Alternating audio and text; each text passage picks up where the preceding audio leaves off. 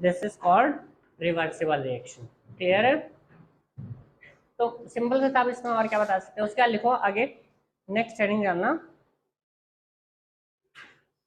Equilibrium. Equilibrium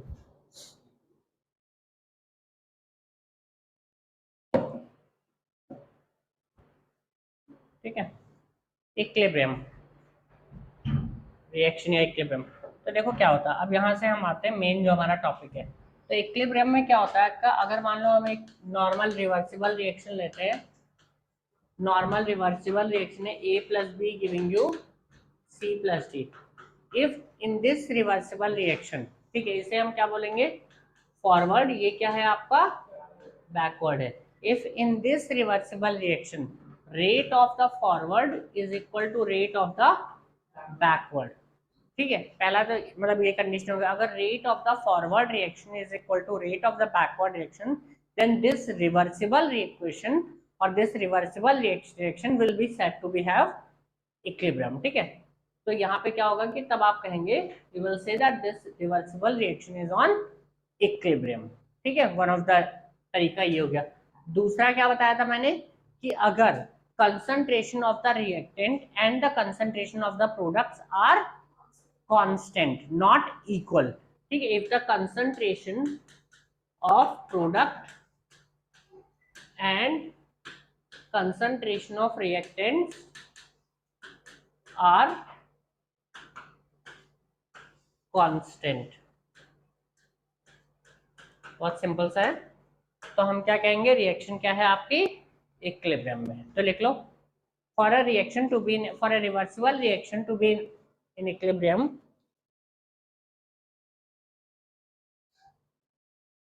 for a reversible reaction to be in equilibrium, the concentration, point wise लिखना, पहला point, the concentration of reactant and the concentration of the product remains constant, ठीक है।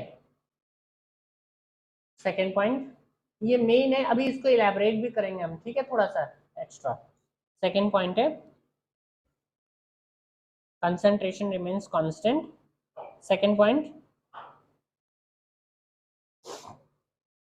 the rate of the forward reaction, the rate of the forward reaction, rate क्या होता है मैंने समझाया था पिछली क्लास में और पहले भी पढ़ा हुआ है हमने गैसेस स्टेट में। The rate of the forward reaction is equal to rate of the backward reaction, rate of the forward reaction is equal to rate of the backward reaction. अब कुछ इंपॉर्टेंट लिखना आगे, कैरेक्टरिस्टिक्स ऑफ इक्विलिब्रियम, ये भी पिछली class में बताया था, कैरेक्टरिस्टिक ऑफ इक्विलिब्रियम, ठीक है।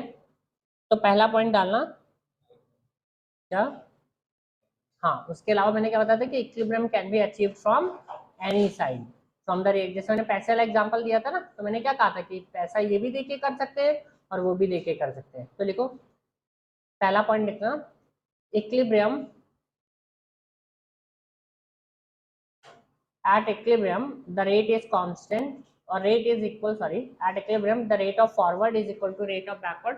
दोबारा लिख रहे हैं बट स्टिल लिख लो, ठीक है, दोबारा लिख रहे हैं, rate of forward is equal to rate of backward, ये लिख लो। इक्विलिब्रियम पे क्या होगा, rate of forward is equal to rate of backward.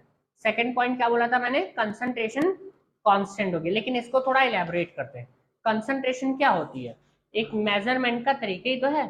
तो अगर आपका कंसंट्रेशन कांस्टेंट हो गई, सोचो जरा कि मतलब अगर कंसंट्रेशन कांस्टेंट हो गई रिएक्टेंट की भी प्रोडक्ट की भी, तो क्या वहां पे कोई कलर चेंज आपको फर्दर ऑब्जर्व होगा? सोचो कि अगर मान लो एक ऑरेंज था, एक येलो था और एक ऑरेंज था, एक ग्रीन था, दोनों को मिला दिया और दोनों की कंसंट्रेशन कांस्टेंट हो गई, ठीक है, तो क्या आप फर्दर क्या ऐसा होगा कि येलो बढ़ रहा होगा या ग्रीन बढ़ रहा होगा या कुछ नया कलर आ रहा होगा? ऐसा नहीं हो सकता ना। तो कलर भी क्या होगा, कांस्टेंट होगा। प्रेशर क्या होगा आपका, अगर नंबर ऑफ मोल्स कांस्टेंट हो गए, कंसंट्रेशन कांस्टेंट हो गई, तो वहां पे क्या होगा आपका, प्रेशर क्या होगा आपका, कांस्टेंट होगा। तो ये जो जो भी टर्म्स होते हैं वो सारे के सारे क्या हो जाते हैं आपके, अब कांस्टेंट हो जाते हैं। तो लिखो, the observable properties of the system. Camouflage पहन के आया हो पीछे, कैमोफ्लेज वाला पहन के आया हो। कहाँ छिपना है तुम्हें, किसके गार्डन में जाना है? जनरली जंगल में कैमोफ्लेज के लिए यूज होता है क्या? तो तुम्हारा योडा है। ओके लिखो the observable property but camouflage पहन के, मतलब सही है, मतलब अच्छा लग रहा है एक्चुअली। मतलब मैं ऐसा नहीं कह रहा हूँ मत पहन के आना। एक बार मुझे याद है, मतलब उसके बाद से मैंने वो शर्ट पहननी छोड़ दी थी, एक टीचर ने ऐसे ही कमेंट कर दिया था, तो बट वो खराब टी शर्ट भी थी तो ये भी था। The observable property of the system such as concentration color pressure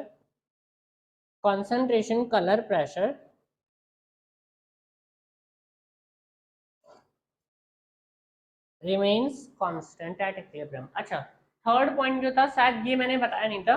अगर मान लो मैंने आपका सिस्टम जो है ओपन सिस्टम है, अगर ये ओपन सिस्टम और क्लोज सिस्टम को मतलब बताया हुआ है ना मैंने पहले। ओपन सिस्टम जो होते हैं, मैं फिर से बता दूं, ओपन सिस्टम मतलब खुले होते हैं। तो अगर वो खुले हैं तो वहां पे क्या हो सकता है, मास भी ट्रांसफर हो सकता है और हीट भी ट्रांसफर हो सकती है। Mass and heat transfer can both take place. ठीक है, बट अगर आप एक क्लोज सिस्टम कर दोगे तो क्या मास ट्रांसफर हो सकता है? मास ट्रांसफर नहीं हो सकता, और हीट ट्रांसफर क्या हो सकता है? हो सकता है। Now coming to the point, अगर आपका जो सिस्टम है वो ओपन सिस्टम है तो क्या आप कभी इक्विलिब्रियम एस्टैब्लिश कर पाओगे? Think in terms of gaseous product जहां पे बन रहे हो। अगर कहीं पे गैसेस प्रोडक्ट बन रहे हो और अगर आपका सिस्टम सिंपल ओपन हुआ तो वहां पे क्या हो जाएगा, वो इवेपोरेट होकर बाहर निकल जाएंगे। तो आप क्या कहेंगे कि ओपन सिस्टम में कभी भी इक्विलिब्रियम नहीं बनेगा। Is that clear? तो लिख लो, equilibrium can only be attained, equilibrium can only be attained in a closed system, in a closed system। ठीक है, वो नहीं आया ना अंश? थैंक यू यार, मैं लेते आऊंगा। Equilibrium can only be obtained in a closed system। Is that clear? ठीक है, नेक्स्ट पॉइंट लिखना जो पहले बताया था। इक्विलिब्रियम ये लिखा दिया, equilibrium can be attained from the either direction. लिखो, equilibrium can be attained from the either direction.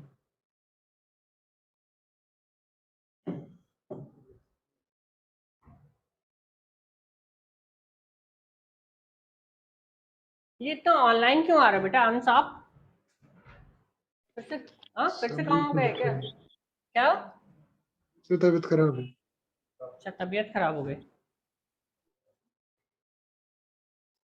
Equilibrium can be attained from the either direction. ठीक है, नेक्स्ट डालिए, equilibrium is dynamic in nature. ठीक है, dynamic in nature का मतलब मैंने बताया था कि इट में अपीयर कि आपका इक्विलिब्रियम स्टॉप हो गया है, मतलब कोई चेंज आपको ऑब्जर्व नहीं होगा, बट रियलिटी में क्या हो रहा है, चेंज हो रहा है। Reaction has not stopped, it में अपीयर कि रिएक्शन स्टॉप हो गई है बट रिएक्शन आपकी स्टॉप नहीं हुई है। Is that clear? नेक्स्ट लिखो, नेक्स्ट पॉइंट नहीं, मतलब खत्म हो गए सारे पॉइंट।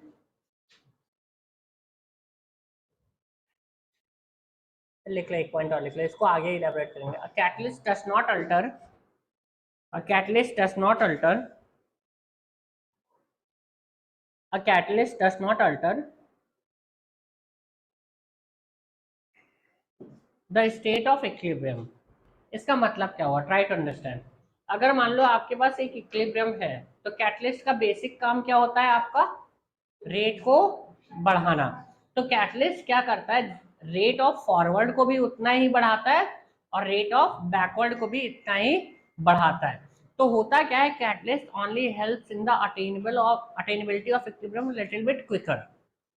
ठीक है, कि क्या करेगा, it will establish the equilibrium a little bit sooner than it would have been without catalyst. Clear point? और कुछ नहीं करता है, ऐसा नहीं होगा कि फॉरवर्ड को ज्यादा कर दे या बैकवर्ड को कम कर दे या कुछ करेगा। जो करेगा दोनों में क्या करेगा, इक्वल एक्सटेंट तक करेगा। जितना फॉरवर्ड को करेगा उतना ही क्या करेगा, ये बैकवर्ड को करेगा। तो यहाँ पे ऐसा नहीं होगा कि इक्विलिब्रियम को अल्टर कर दे, इक्विलिब्रियम को अल्टर नहीं करेगा, just it will help to attain the equilibrium a little bit sooner. ठीक है, तो लिख लेना ये चीज है, it will help to attain the equilibrium a little bit earlier than without catalyst, लिख लेना। ठीक है, लिखो आगे, नेक्स्ट पॉइंट लिखना, मतलब पॉइंट नहीं, नई लाइन लिखना, नई लाइन से। Chemical equilibrium are of two types, chemical equilibrium are of two types, chemical equilibrium are of two types,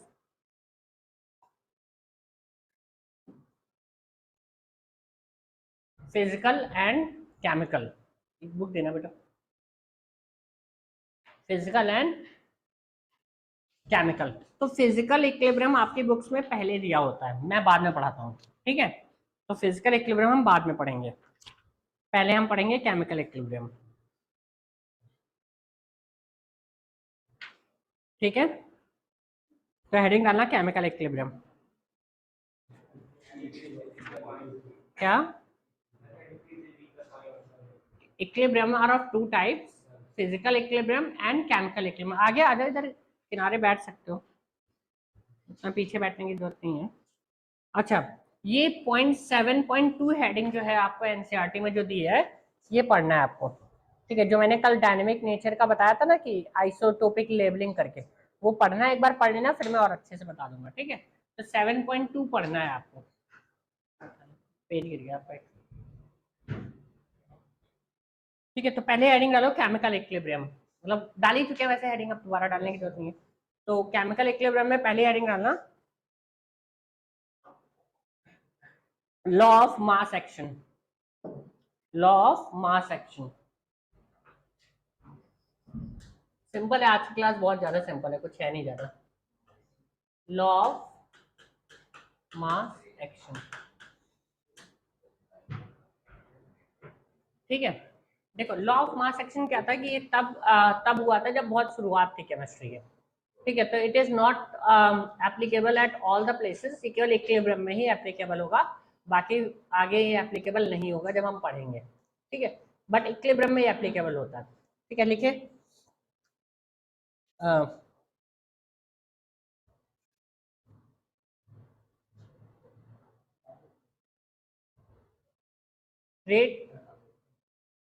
rate of a reaction, मैंने उसमें ही अच्छा दिया, rate of a reaction, rate of a reaction is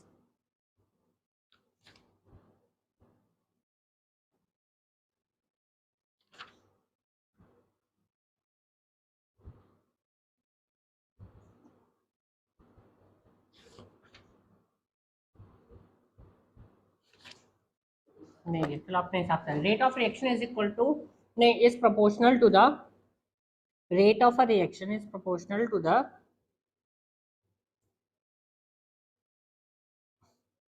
product of the concentrations of the reactant, product of the concentration of the reactant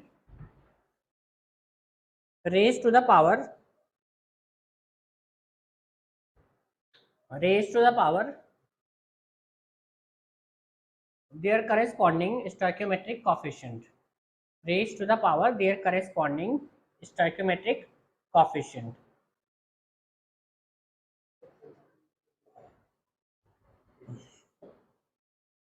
raised to the power their corresponding stoichiometric coefficient। तो देखो, raised to the power their corresponding stoichiometric coefficient। तो suppose कर लो आपके पास एक reaction है AA plus BB giving you product. पहले simple reaction की बात करते हैं हम, ठीक है ना। एक चीज आपको आगे चल के आप ये पढ़ेंगे कि जो लॉ ऑफ मास एक्शन होता है केवल एलिमेंट्री रिएक्शन के लिए वैलिड होता है।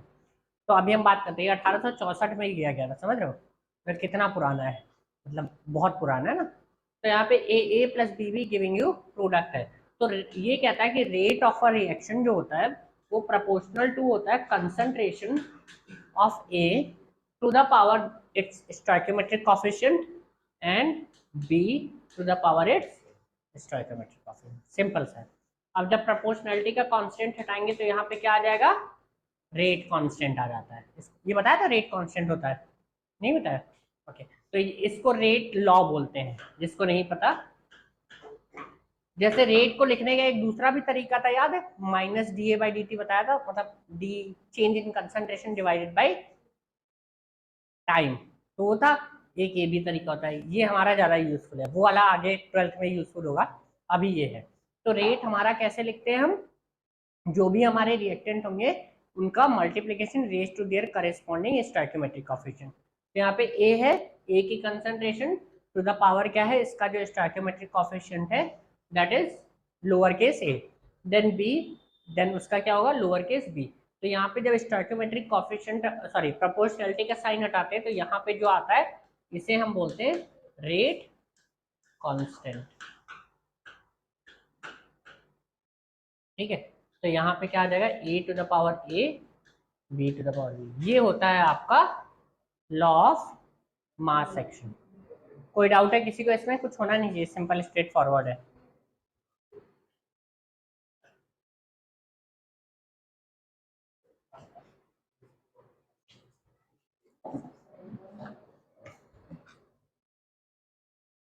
आगे बढ़े।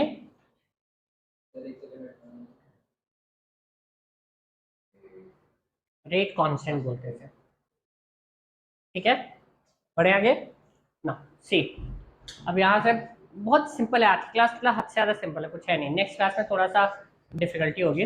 नेक्स्ट आता है, अगर मान लो इसी लॉ को मैं लगाता हूँ इक्विलिब्रियम पे, ठीक है। लेट्स सपोज आपके पास ए है प्लस बी है, गिविंग यू सी है प्लस डी है। ओके,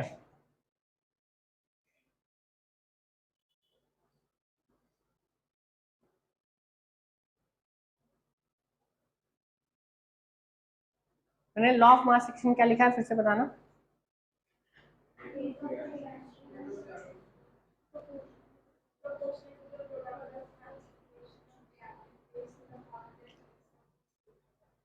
प्रोडक्ट ऑफ एक्टिविटी होना चाहिए था, अगर मतलब टेक्निकली करेक्ट बोल रहे हैं।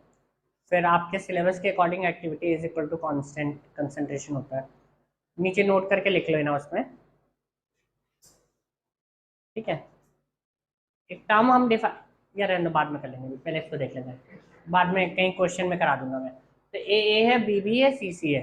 तो इसको हम क्या बोले, इसका हम रेट बोलते थे रेट ऑफ फॉरवर्ड रिएक्शन बोल देते, इसका हम क्या बोल देते हैं, रेट ऑफ बैकवर्ड बोल देते हैं, ठीक है। तो रेट ऑफ फॉरवर्ड बराबर क्या होगा आपका, प्रोपोर्शनल टू क्या होगा, बताइए बताइए आप आ रहे हैं, A to the power A B to the power B, ठीक है। दूसरा बताइए आपका क्या होगा, बैकवर्ड रिएक्शन क्या होगा, या पहले वो लिख देते, प्रोपोर्शनलिटी हटा के क्या लिख देंगे हम यहाँ पे, R F is equal to K F lower case वाला A to the power A and B to the power B, ठीक है। नाउ आते हैं आरबी पे, इसको छोटा कैसे होता है यार, दो से होता था ना उंगली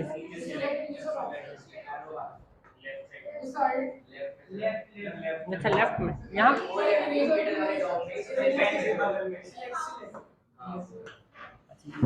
नहीं मुझे लगा तो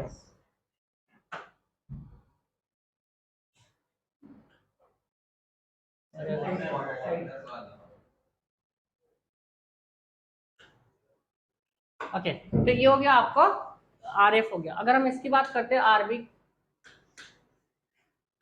आर बैकवर्ड की बात करते हैं, तो आर बैकवर्ड में क्या होगा आपका, C to the power C होगा and D to the power D होगा। कोई दिक्कत है? क्योंकि जब बैकवर्ड हो रहा होगा तो क्या होगा, ये रिएक्टेंट हो जाएंगे और वो क्या है आपका प्रोडक्ट हो जाएगा। इतना क्लियर है सबको?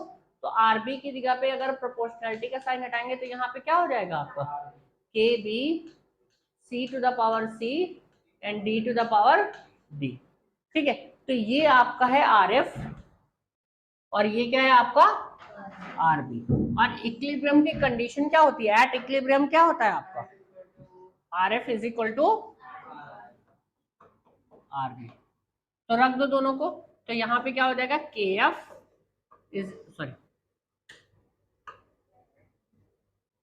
के F A to the power A B to the power B is equal to KB C to the power C D to the power D, मतलब ठीक है। तो यहाँ पे अगर आप देखो, अब मैं इसको कैसे लिखता हूँ, K F divided by K B, ठीक है, is equal to C to the power C and D to the power D divided by A to the power A and B to the power B.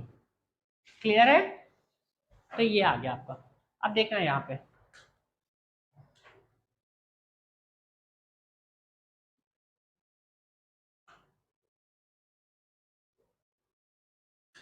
देख तो रहा है ना सबको? ना this is के एफ अपॉन के B हो गया। अब जो ये के एफ अपॉन के बी होता है, इसको हम एक नया नाम देते हैं, दैट इज के इक्विलिब्रियम। कैपिटल के है यहाँ पे, ठीक है, मतलब अपर केस के है, तो इसको हम क्या नाम देते हैं, के इक्विलिब्रियम, या इसको हम हिंदी मतलब अंग्रेजी में बोलते हैं इक्विलिब्रियम कांस्टेंट, ठीक है, के इक्विलिब्रियम या इक्विलिब्रियम कांस्टेंट। अब ये क्योंकि के इक्विलिब्रियम हमने कंसंट्रेशन के टर्म्स में रिप्रेजेंट किया है, तो इसको हम ऐसे भी लिख देते हैं के सी, ठीक है, because we have represented it in terms of concentration. तो ये यहाँ पे क्या हो जाएगा, C to the power C D to the power D divided by A to the power A and B to the power B. Is that clear? तो आपका जो इक्विलिब्रियम है वो क्या है, फॉरवर्ड रिएक्शन का रेट ऑफ कांस्टेंट और बैकवर्ड रिएक्शन का रेट कांस्टेंट, उनका क्या है, ये सिंपली रेशियो है। क्लियर है? सिंपल है बहुत, लिख लेना। और इसमें क्या बता सकते हो?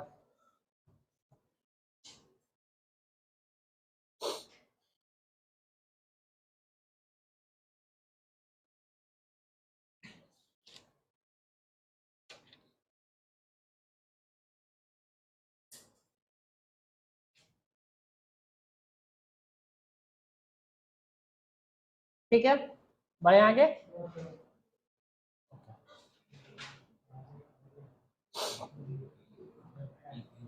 कोई डाउट है? पूछ लो, कोई भी डाउट हो। क्लियर है ना?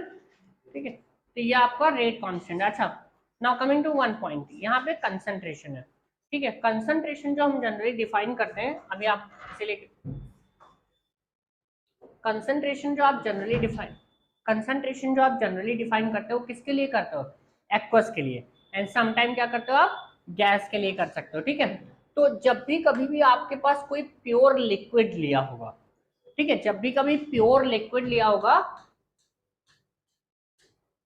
या सॉलिड लिया होगा, तो ये जो पर्टिकुलर इक्वेशन है वहां पे आप क्या लिखेंगे, कंसंट्रेशन आपकी हमेशा 1 हो जाएगी, ठीक है। अगर आपके प्योर लिक्विड लिया, प्योर लिक्विड को हमेशा ब्रैकेट में एल लिख के रिप्रेजेंट करते हैं, एक्वस को AQ लिखते हैं, प्योर लिक्विड को क्या लिखते हैं आप, एल।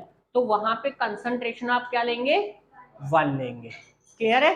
क्योंकि एक्चुअल में कंसंट्रेशन नहीं होती है, एक्टिविटी होती है, तो आप बाद में डिफरेंस पढ़ा दूंगा, अभी जरूरत नहीं है। तो यहाँ पे क्या होता है, आप कंसंट्रेशन क्या लेंगे, इसकी 1 लेंगे। Is that clear? कुछ और नहीं लेना आपको। जैसे एक क्वेश्चन करते हैं, सपोज कर लेते हैं, 2-4 क्वेश्चन कर लेते हैं। N2 गैसियस है प्लस 3H2 गैसियस है, giving you twice ammonia gaseous है। केसी लिखिए, इसका केसी लिखे, के इक्विलिब्रियम या केसी लिखिए।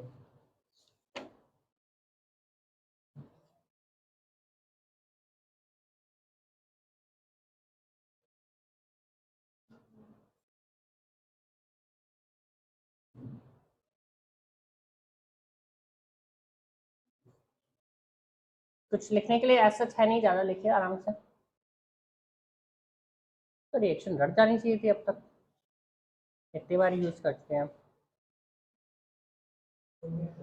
हो गया? तो यहाँ पे क्या है, कुछ भी तो नहीं है, सीधे सीधे जो केसी होगा वो क्या होगा, अगर आप देख सकते हैं, एक मिनट, जो प्रोडक्ट की कंसंट्रेशन होती है उनका मल्टीप्लीकेशन, तो यहाँ पे केवल एक ही है, तो ये क्या हो जाएगा, NH3 का स्क्वायर डिवाइडेड बाई जो रिएक्टेंट होती है उनका, और मतलब जो भी उनका स्टोइकोमेट्रिक कोएफिशिएंट होता है इसका 1 है, देन H2। सिंपल है, ठीक है। और एक दो कर लेते हैं। Write down the KC for the following करके हेडिंग कर लेना, देना उसमें दिया हुआ है बहुत सारा, एनसीईआरटी करा देते हैं, देना। राइट डाउन द केसी और K equilibrium for the following reactions.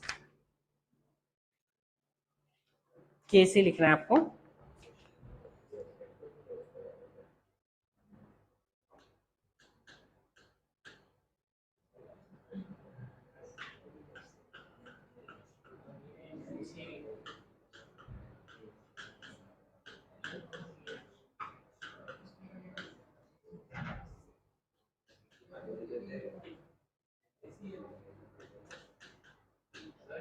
NOCl है बेटा।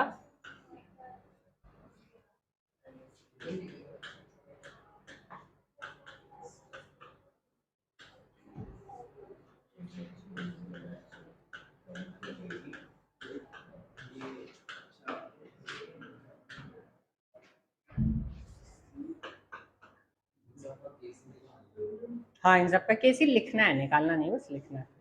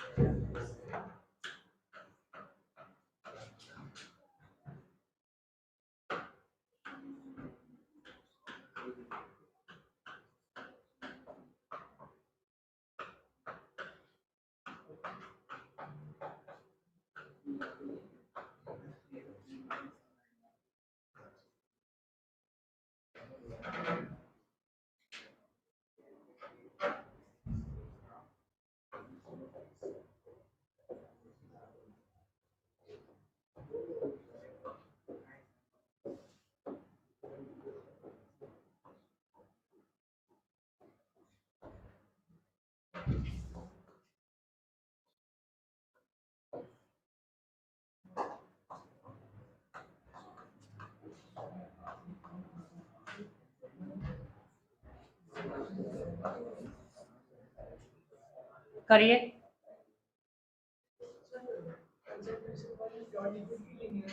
प्योर लिक्विड एंड सॉलिड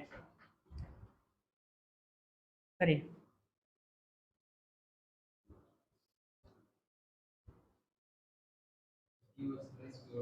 जबरदस्ती इतना गंदा लिखते हो या तुम्हारी राइटिंग ऐसी है? मुझे लगा पेन ऐसे पकड़ा है ना, इसलिए मैंने कहा। हाँ, क्या क्या है कहाँ पे? हाँ, ऐसा मतलब सॉलिड होता है।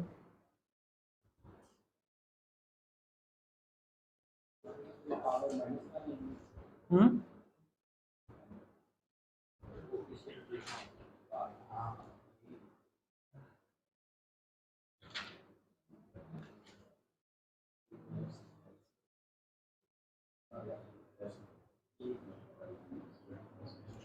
किसका किसका हो गया, हाथ उठा देना।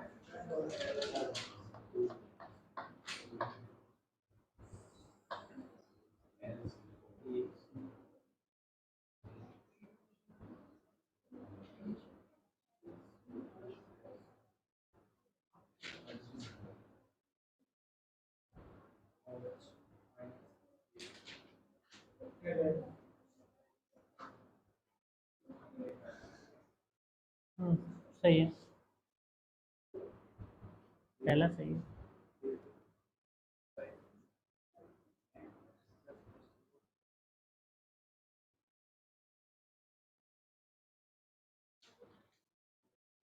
सामने भी देख सकते हो, दिखा है।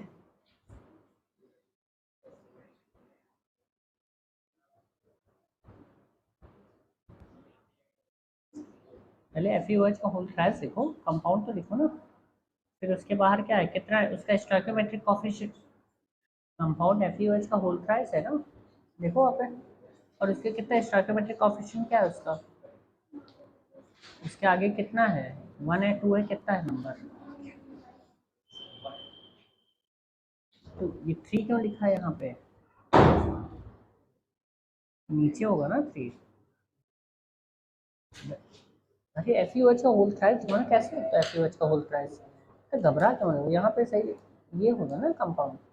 नाउ अभी देखो इसका पूरे का ब्रैकेट, ये सॉलिड है लिक्विड है क्या दिया देखो, इसका कितना होगा टोटल,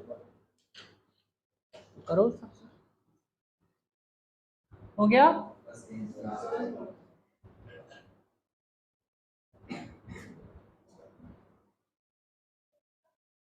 बड़े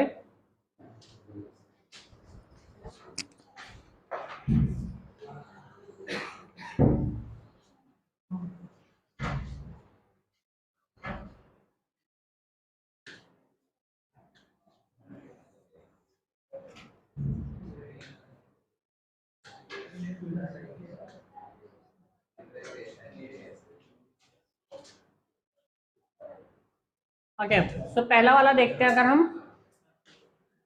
तो फर्स्ट वाले का अगर हम के इक्विलिब्रियम देखते हैं तो क्या होगा आपका, ये केसी देखते हैं तो क्या होगा, NO का square then Cl2 divided by NOCl square, is that clear. Now second के बारे में अगर हम बात करते हैं तो Kc will be equal to product, एक मिनट, प्रोडक्ट क्या है आपका, FeOH whole thrice divided by Fe3 plus and then OH negative power cube, ठीक है। नाउ अगर इसमें देखो जो ये है ये सॉलिड है, ये सॉलिड है, देन इसका वैल्यू क्या हो जाएगा 1, तो it will become 1 upon Fe3 plus and OH minus cube, clear है।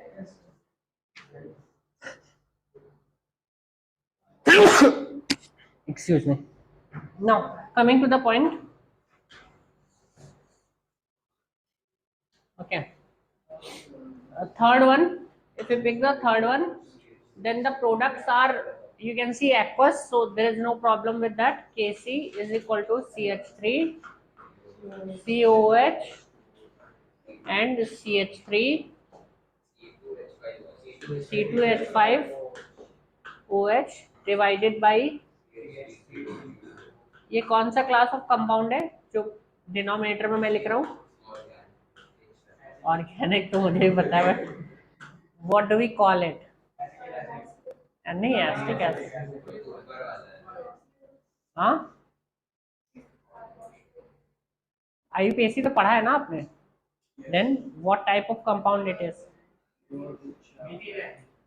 क्या, this is called ester, you shouldn't actually forget that because okay in any case it has a fruity smell, ठीक है, तो आई hope you remember that, तो generally लोग भूलते नहीं है एक बार सुनने के बाद, तो काफ़ी फ्रूटी स्मेल होती है, तो जनरली जहाँ भी आपको आपके जैसे कुछ, हाँ परफ्यूम्स जो फ्रूटी स्मेल वाले होते हैं, खासतौर से जो विमेंस के होते हैं तो उसमें बहुत सारों में होता है, तो वो एस्टर्स कंटेनिंग होते हैं, ठीक है। Now coming to this one, ठीक है, Kc is equal to, again you can see this one is a solid, this one is a solid, so we don't actually bother about them, ठीक है। तो यहाँ पे क्या हो जाएगा आपका NO2 tau 4 NO2, ठीक है, this is how you do this question. Next, ठीक है, अब हम करेंगे कुछ कैलकुलेशंस करेंगे जो एक क्वेश्चन की तरह होंगे, बट वो एज ए थंब रूल आपको याद हो जाएंगे धीरे धीरे। तो पहले हम करते हैं कुछ बेसिक कैलकुलेशन, ठीक, फिर हम क्वेश्चंस करेंगे बहुत सारा। तो सपोज कर लो एक कोई रिएक्शन हम पिकअप कर लेते हैं, ठीक है, कोई भी एक रिएक्शन, आपको कौन सी अच्छी लगती है बता दो, वही पिक कर लेते हैं। नहीं इतनी भी सिंपल नहीं, नहीं कुछ ज़्यादा वाली बताओ।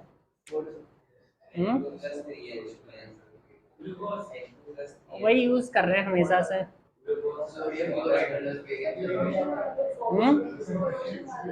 कौन सा, कोरोजन वाला नहीं, उसमें सब सॉलिड होता है ना, सॉलिड की जरूरत नहीं, कोई नहीं यही यूज कर लेते हैं, सबसे बेहतरीन यही रिएक्शन है, ठीक है, ठीक है, सब कुछ चलता है इसमें। नाउ इसका के इक्विलिब्रियम हम मान लेते हैं K1 है, ठीक है, ये KC1 है, जैसे भी आपका मानना हो रखेगा। Now I am reversing this reaction, तो क्वेश्चन नंबर 1 करके लिख लो या इस 1 करके कुछ भी डालो, क्वेश्चन मत डालो, ऐसे ही डालो। इसको अगर मैं रिवर्स करता हूँ, ठीक है, then you have to find out कि के इक्विलिब्रियम नया वाला जो होगा उसका पुराने वाले से क्या संबंध होगा। हाँ वो तो दिख रहा है सबको, बट करना है आपको, ठीक है। KC2 और KC1 में क्या रिलेशन होगा।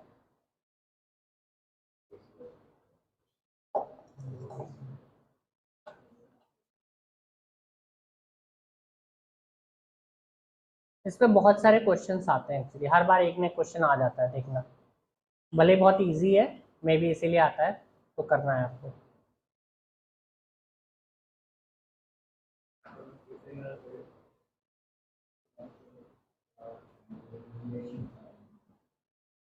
आपको KC1 और KC2 में संबंध निकालना है।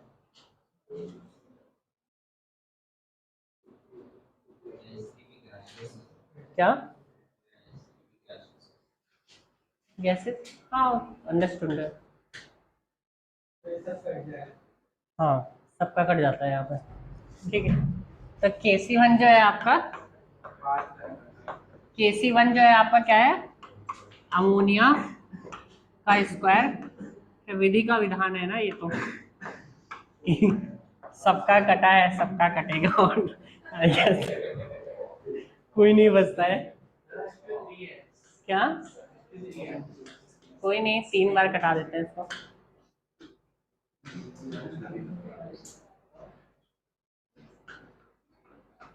KC2 बराबर क्या है, N2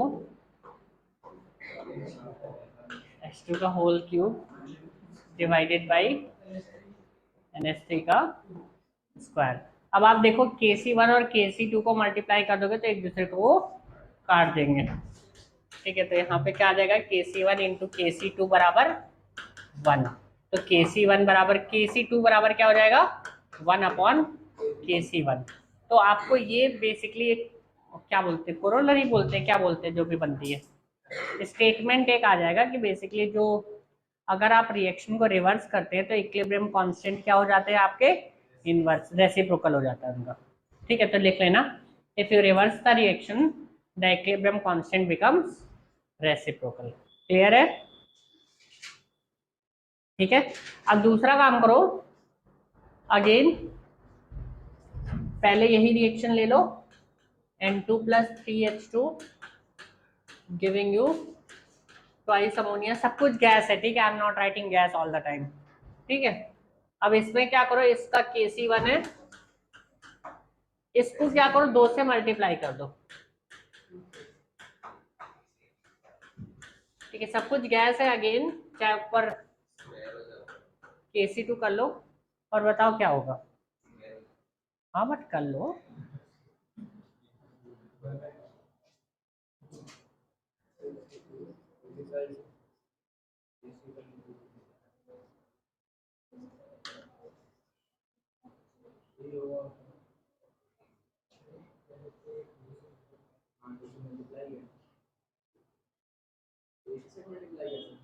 क्या नहीं नहीं दोनों साइड, सॉरी यहाँ पे भी दो, सॉरी, ठीक है, पूरी रिएक्शन को 2 से मल्टीप्लाई किया है। तो मैं 9th में क्लास ले रहा था, बच्चे इतने बेचारे छोटे छोटे बच्चे इतना सीरियस फेस बना के रखते हैं, तो कैसे उनके सामने पढ़ाओ, ऐसा लगता है। शैतान भी होते हैं बहुत सारे, बट मोस्टली अभी तो शुरू शुरू में तो सीधे ही बनते हैं सभी, तो छोटे छोटे से बच्चे इतना सीरियस फेस लेके,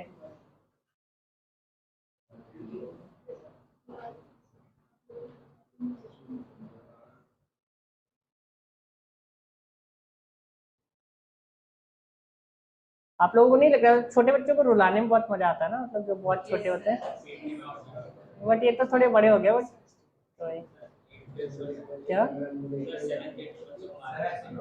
7th 8th वाले चिल्लाने लग जाते हैं ना, मतलब बहुत छोटे वाले जो होते हैं उनकी बात कर रहे हैं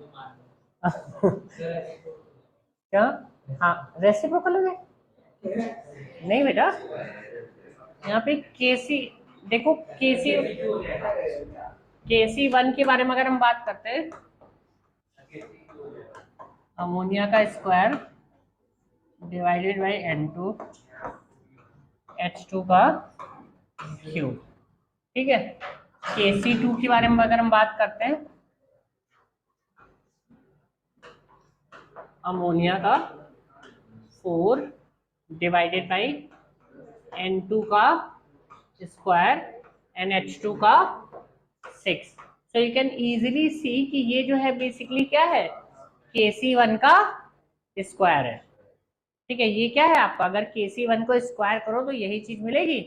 तो जो आपका नया इक्विलिब्रियम कांस्टेंट है वो क्या है आपका, ओरिजिनल इक्विलिब्रियम कांस्टेंट का स्क्वायर। तो मेरा पॉइंट यहाँ पे ये स्टेटमेंट बनता है कि जिस फैक्टर से आप इक्विलिब्रियम को मल्टीप्लाई करते हैं, जिस फैक्टर से आप इक्विलिब्रियम को मल्टीप्लाई करते हैं, उसी फैक्टर से ये क्या हो जाता है आपका, बढ़ जाता है, ठीक है। तो जैसे आपने 3 से मल्टीप्लाई किया होता तो यहाँ पे क्या हो जाता, क्यूब हो जाता। अगर n से मल्टीप्लाई किया होता तो Kcn हो जाता। अगर हाफ से मल्टीप्लाई किया होता तो रूट हो जाता, ठीक है। अगर क्योंकि पावर 1/2 होती ना, पावर 1/2 का मतलब क्या हो गया, रूट हो गया। अगर 1/3 से मल्टीप्लाई किया होता तो क्या हो जाता, क्यूबिक रूट हो जाता, ठीक है। तो क्लियर है इतना पॉइंट, तो लिख लो, if you multiply the equilibrium by n, if you multiply the equilibrium by n, then क्या होगा, then the equilibrium constant becomes raised to the power n, जैसे भी लिखना हो लिख लेना हो, ठीक है। एक चीज और बचती है, वो भी कर लेते हैं, ठीक है। अब मान लो कि तीसरा जो है, मान लो आपके 2 रिएक्शंस हैं, ठीक है। एनी रिएक्शन लेते हैं, A to the giving you B and C giving you D, ठीक है। Raise to the power n हो जाएगा, ठीक है। इसका इक्विलिब्रियम कांस्टेंट K1 है, इसका इक्विलिब्रियम कांस्टेंट K2 है। अब आपने क्या किया, इन रिएक्शंस को ऐड कर दिया, ठीक है, सॉरी इक्विलिब्रियम में, इन इक्विलिब्रियम्स को क्या किया आपने, ऐड कर दिया, A plus C giving you B plus D. तो यहाँ पे जो इक्विलिब्रियम कांस्टेंट है वो सपोज कर लेते हैं K3 है, तो K3 और K1 K2 में रिलेशन निकालो, करो, मतलब K3 निकालो इन terms of K1 and K2। K3 आपको कैलकुलेट करना है in terms of K1 K2, बहुत सिंपल है।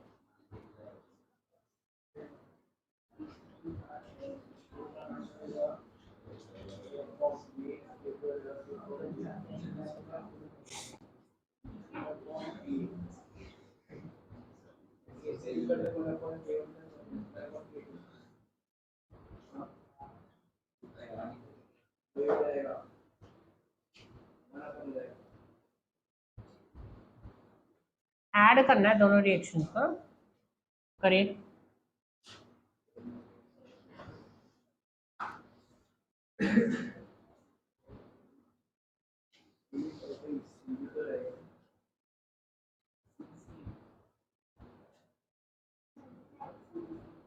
बिल्कुल सही।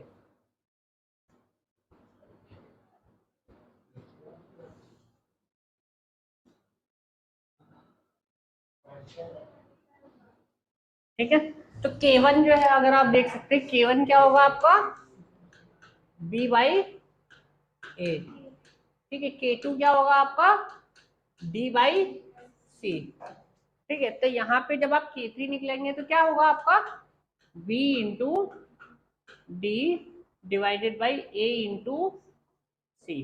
तो आप देख सकते हैं ये क्या है, B बाई ए हो गया आपका K1 और D बाई सी हो गया आपका K2। तो यहाँ पे K3 बराबर क्या होगा, K1 plus sorry K1 into K2।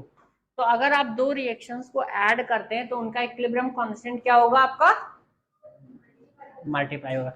ऐसे दो रिएक्शन को अगर आप सब्ट्रैक्ट करते हो, कोई ऐसी चीज होती नहीं है, बट हाइपोथेटिकली तो क्या हो जाएगा, डिवाइड हो जाएगा। तो लिख लो, if you add two equilibriums, if you add two equilibriums, the equilibrium constant will multiply, and if you subtract the equilibrium, कुछ ऐसा होता नहीं है बट फिर भी लिख लो, सब्ट्रैक्ट करने का कोई मतलब नहीं है ना, मतलब ऐड ही करते हो, रिवर्स करके ऐड करना हो गया। If you subtract then it will become what, it will divide. चलो अब प्रश्न करना शुरू करते हैं, आज की थ्योरी हो गई, या एक चीज और कर लेते हैं। चलो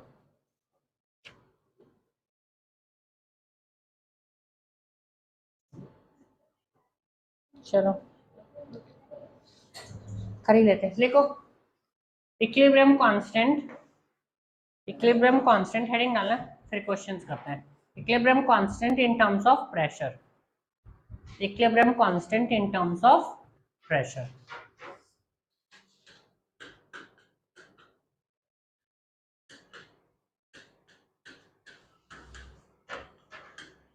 ठीक है, सारे गैसियस है, कोई दिक्कत है? सारे गैसेस हैं, अपनी कॉपी में गैसेस लिख देना, मैं बार बार ब्रैकेट में नहीं लिख रहा। तो सारे गैसेस हैं, ठीक है। Now coming to the point, इसका केसी क्या होगा? c to the power c, d to the power d divided by a to the power a and b to the power b। अब सबको पता है कि pv बराबर क्या होता है? nRT, ठीक है। और सबको पता है n बाई v क्या होता है? Number of moles divided by volume in litre क्या होता है?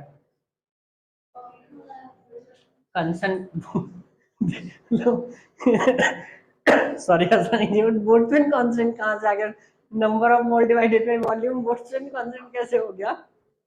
ठीक है, तो यहाँ पे कंसंट्रेशन होगा ना, मतलब मोलैरिटी होता है ना। सॉरी वैसा नहीं कहता मुझे, बट आ गई हंसी। ठीक है, तो P is equal to C R T होता है, ठीक है। तो C बराबर क्या होगा यहाँ पे? P upon R T.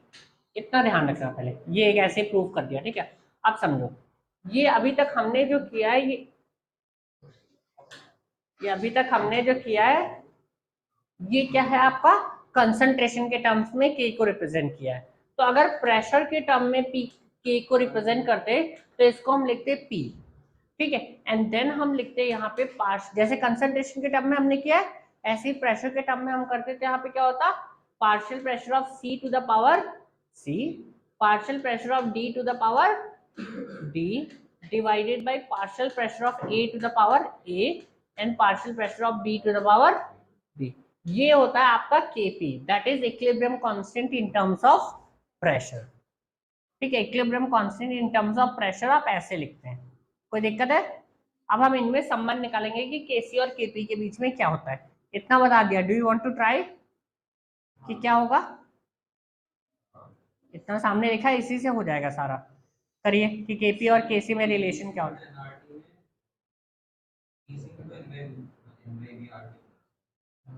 We लिखा है क्या?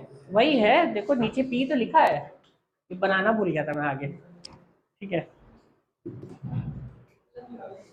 निकालिए Kp और Kc में रिलेशन, ठीक है। आपको सब कुछ सामने बोर्ड पे लिखा है, इतना ही यूज होगा और कुछ यूज नहीं होगा। Then you have to figure out the relation between Kp and Kc। Kp is the relation with respect to in terms of pressure and Kc क्या है? In terms of concentration. Clear है? Concentration में तो simple है, pressure है तो pressure. अच्छा एक और, मान लो मैं हाइपोथेटिकल आपसे पूछ रहा हूँ, मान लो मेरा मन हो गया, मेरा लिखने का मन है equilibrium constant in terms of mole fraction, कुछ है मतलब, हाँ, होता नहीं है, मतलब बना सकते हैं, हो सकता है, कुछ भी हो सकता है। तो मैं यहाँ पे क्या लिखता? Mole fraction of C to the power C, mole fraction of D to the power D divided by mole fraction of A to the power A, mole fraction of, मेरा मन हो गया मैं वॉल्यूम के टर्म में लिखूं, तो क्या हो जाएगा? यू अंडरस्टैंड कि लिखते कैसे हैं के ना। ठीक, अब हम इनका रिलेशन निकालेंगे, निकालिए Kp और Kc का रिलेशन।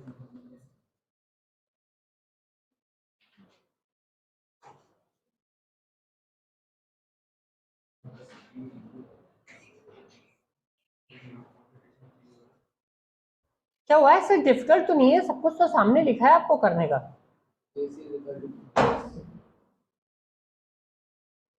सब कुछ सामने लिखा है आपके, कुछ भी नया नहीं करना है आपको, करिए।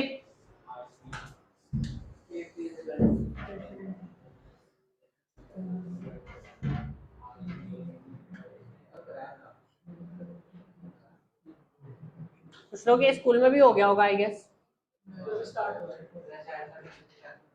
क्या?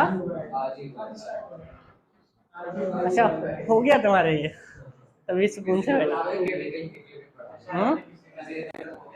तो करो। हाँ अरे तो करो तो कैसे करोगे, तुम्हें याद करने की थोड़ी कुछ सोचो ना कि दो चीजें सामने लिखी, दोनों में रिलेशन निकालना है और एक आपको कुछ और दिया, तो इसका यूज करके कैसे एक को दूसरे में कन्वर्ट कर सकते हो ये देखो ना। अब देखो यहाँ मतलब सही जा रहे हो, यहाँ पे क्या करोगे, इस कंसंट्रेशन को इसके टर्म में कन्वर्ट करके देखो। Kp इज इक्वल टू,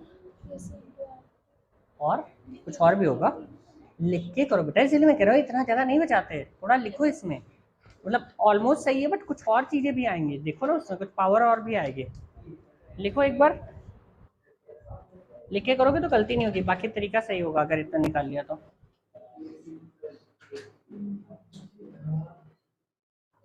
दोबारा क्यों लिख रहे हो इसको, लिख लेना, ये इसका यूज करो, सी की जगह पे रखो इसको, सही तो कर रहे हो, इसकी जगह पे ये रखो, समझ गए ना, ये सी है तो सी की जगह पे P C upon R T to power C होगा, P D R T to power T होगा, तो इसको रखो सबको यहाँ पे।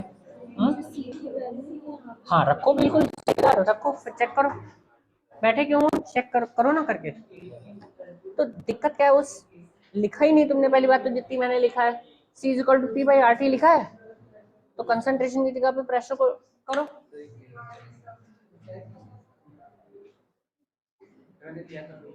ये पावर कहाँ गई सारी, कुछ और पावर भी होंगी ना यहाँ पे, स्क्वायर कहाँ से आ गया, ए बी सी डी लिया था ना मैंने, आप स्क्वायर क्यों ले रहे हो, ए बी सी डी होगा ना, देखो क्या कह रहे हो।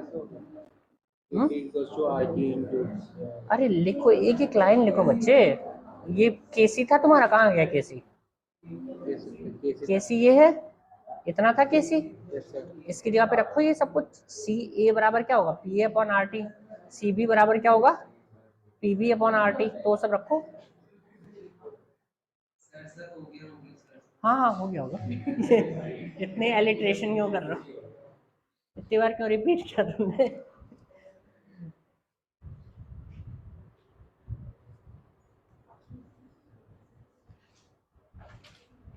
हो गया क्या, लिखो तो तो यहाँ पे क्या फॉर्मूला कहाँ गया जो भी ऊपर किया था सी वाला, वो नहीं लिखा है ना, तो यहाँ पे क्या C is equal to P by R T होगा, इतना निकाल दिया ना मैंने सामने, तो अब क्या होगा, अगर आपसे सी ए पूछे तो क्या होगा, बोले ए की कंसंट्रेशन क्या होगी, P A upon R T, B की कंसंट्रेशन क्या होगी, तो रखो इसमें, वही तो मैं कह रहा था, बस यही तो करना था आपको, इसलिए मैं कहता कॉपी में प्रॉपर लिखा करो पूरा, देखो इसने कर तो दिया, नहीं किया, अच्छा करो आगे करो, तो वहाँ पे आर टी की पावर आएंगी कुछ, आ गया।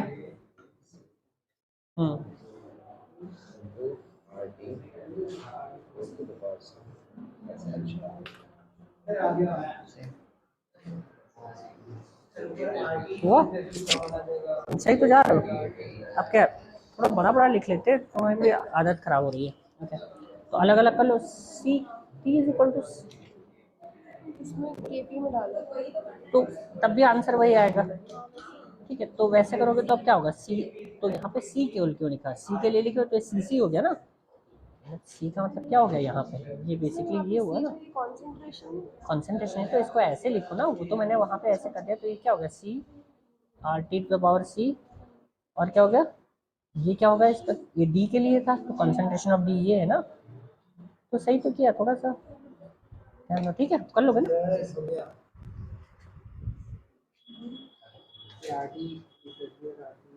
हाँ तो ऊपर भी लेते जाओ, माइनस कर लो, बस हो गया, कह रहा था तुम गलत करोगे, आर टी की पावर वगैरह पावर ढंग से रखिए, स्क्वायर कहाँ से ले आ रहे हो बेटा, स्क्वायर तो दिया ही नहीं कहीं पे भी, power A power B C है ना कुछ, देखो पावर का गड़बड़ आगे बेटा।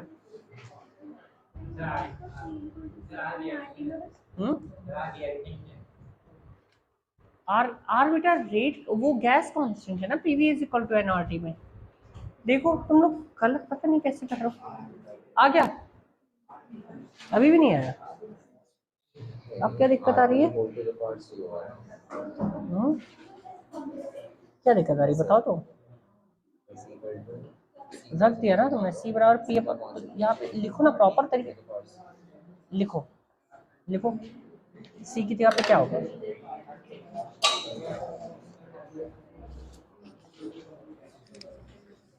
बैग में तो नहीं चाहिए यार, पेन दिख रहा है किसी को, गिर गया नीचे लगता।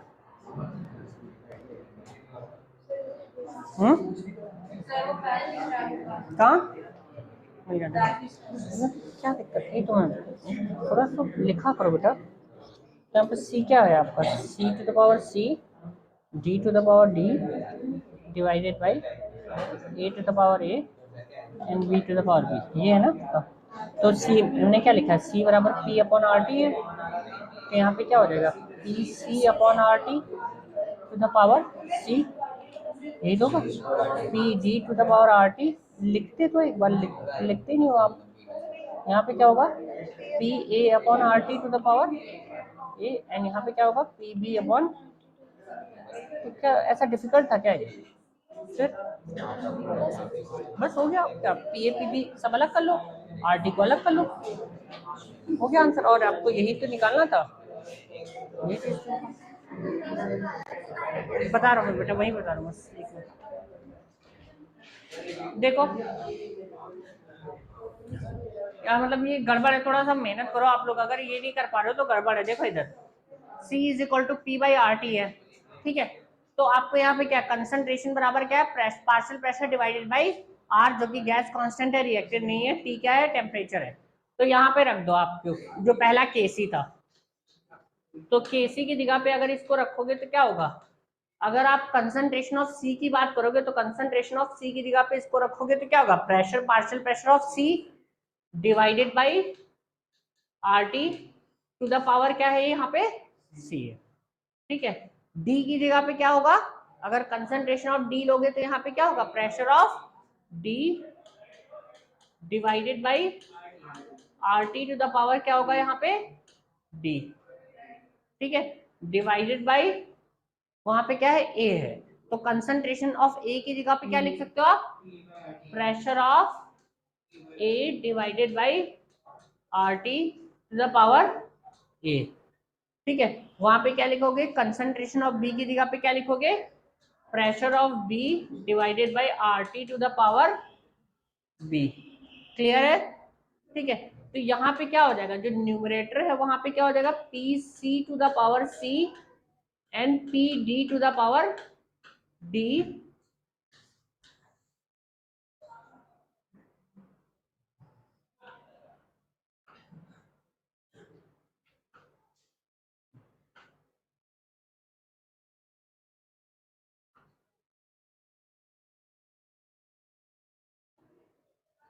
ऐसे,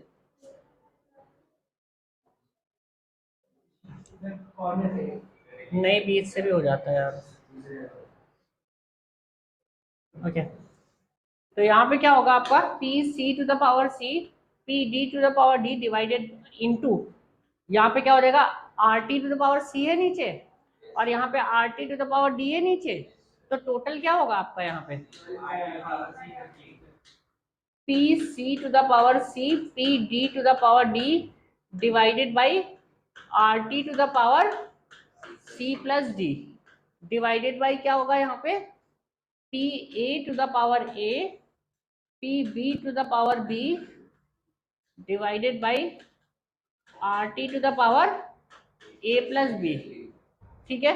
तो यहाँ पे क्या आ जाएगा eventually, P C to the power C P D to the power D divided by P A to the power A and P B to the power B, और यहाँ पे क्या आ जाएगा, R T A plus B minus C plus D, isn't it, ठीक है। ये क्या है, किसके बराबर है, के सी के बराबर, क्लियर है। उल्ट अब यहाँ पे तो इसका मतलब ये क्या आ गया आपका, के सी बराबर K P R T to the power A plus B minus C plus D, clear है, आ गया श्रेया, ठीक है। तो यहाँ पे क्या होगा, अगर आप इसको उल्टा करके लिखो, के पी बराबर क्या होगा, के सी, आई होप कि इतना तो आ गया होगा clear, C plus D minus A plus D, ठीक है। तो यहाँ पे क्या आ जाता है, हम लिखते हैं Kp is equal to Kc RT to the power delta Ng। Clear है? हाँ, आ गया था, नाइस। देखो डेल्टा Ng यहाँ पे क्या है, C plus D minus A plus B. जहां पे C प्लस डी क्या है आपका, देखो जरा रिएक्शन में प्रोडक्ट के है ना, तो या प्रोडक्ट जो गैसेस थे सारे के सारे यहाँ पे गैसेस लिए, तो हम ये बोलते हैं number of mole of gaseous product, इसको बोलते हैं, और इसको बोलते हैं number of mole of gaseous reactant. तो लिखो इसको डेल्टा एन जी, इसीलिए लिखा है, हम केवल इसको क्या लेते हैं यहाँ पे, गैस लेते हैं। तो लिखो number of gaseous product, moles of gaseous product minus delta NG क्या है, moles of gaseous product minus moles of gaseous reactant. तो लिक्विड एक्वस सबको आप क्या कर देंगे, यहाँ पे डिस्कार्ड कर देंगे, केवल और केवल क्या लेंगे आप, गैस लेंगे डेल्टा एनजी निकालने के लिए। Is that clear? Minus number of moles of gaseous reactant, और ये फॉर्मूला है आपका Kp इज इक्वल टू क्या होता है, Kc RT to the power delta N। कितने लोगों का आ गया था, 2 लोगों का आया था ना, 3 का, आपको भी तो आ गया 3।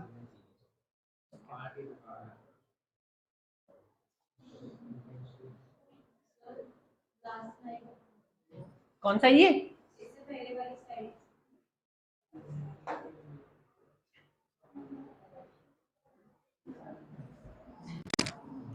Number of mole of gaseous product minus number of moles of gaseous reactant. Question लिखे, find out the value of delta Ng, find out the value of delta Ng। ठीक है, और अभी जो केसी वाला निकाला था हमने, जो केसी वाला क्वेश्चन किया था, नहीं उसमें तो शायद बहुत अलग थे, चलो खुद ही कर लेते हैं हम। नोट कर लिया बेटा ये? कर लो कर लो कर लो।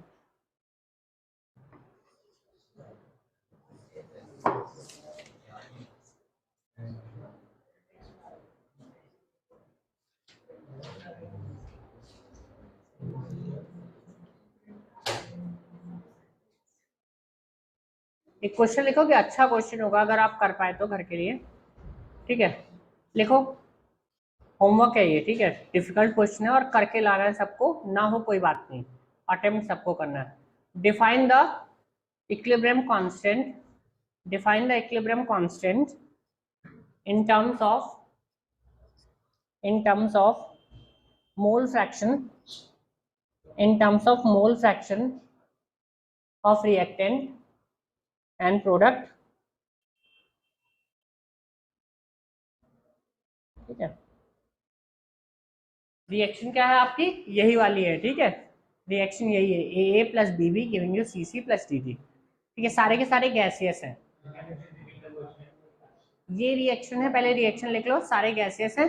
लिखो define the mole, define the equilibrium constant in terms of mole fraction of the reactant and product. ठीक है, मोल फ्रैक्शन के टर्म में डिफाइन करना है। उसके क्या लिखो, if the pressure of the reaction, if the total pressure at the equilibrium, ऐसे लिखो, if the total pressure at the equilibrium is P, capital P, if the total pressure at the equilibrium, if the total pressure at the equilibrium is capital P, बेटा लिखते नहीं capital, हाँ ठीक है capital P, then find out the relation between Kp and Kx। Kx मतलब समझ गया ना, जो आपने मोल फ्रैक्शन के टर्म में K को डिफाइन किया होगा। डिफिकल्ट क्वेश्चन है, इजी नहीं है, बट आई होप कि कर सकते हो आप। ठीक है, एक पेज छोड़ देना करने के लिए, ठीक है। Kx मतलब equilibrium constant in terms of mole fraction. ठीक है, Kx का मतलब क्या है, equilibrium constant in terms of mole fraction, क्या, Kp in terms of pressure. ठीक है, तो आपको निकालना है। ओके, निकालो find out the value of delta N G. लिखो find out the value of delta N G for the following reaction.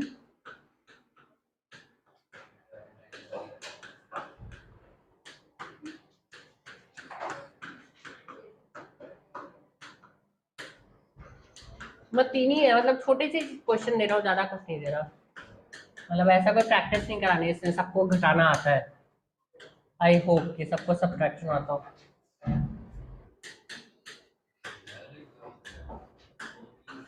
आता है ना सबको घटाना?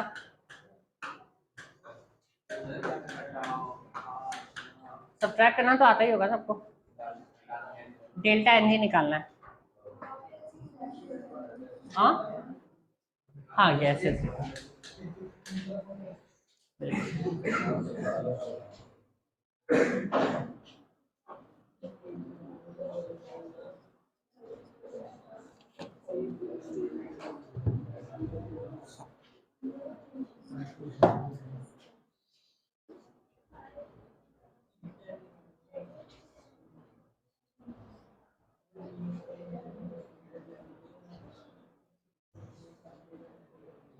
ओके,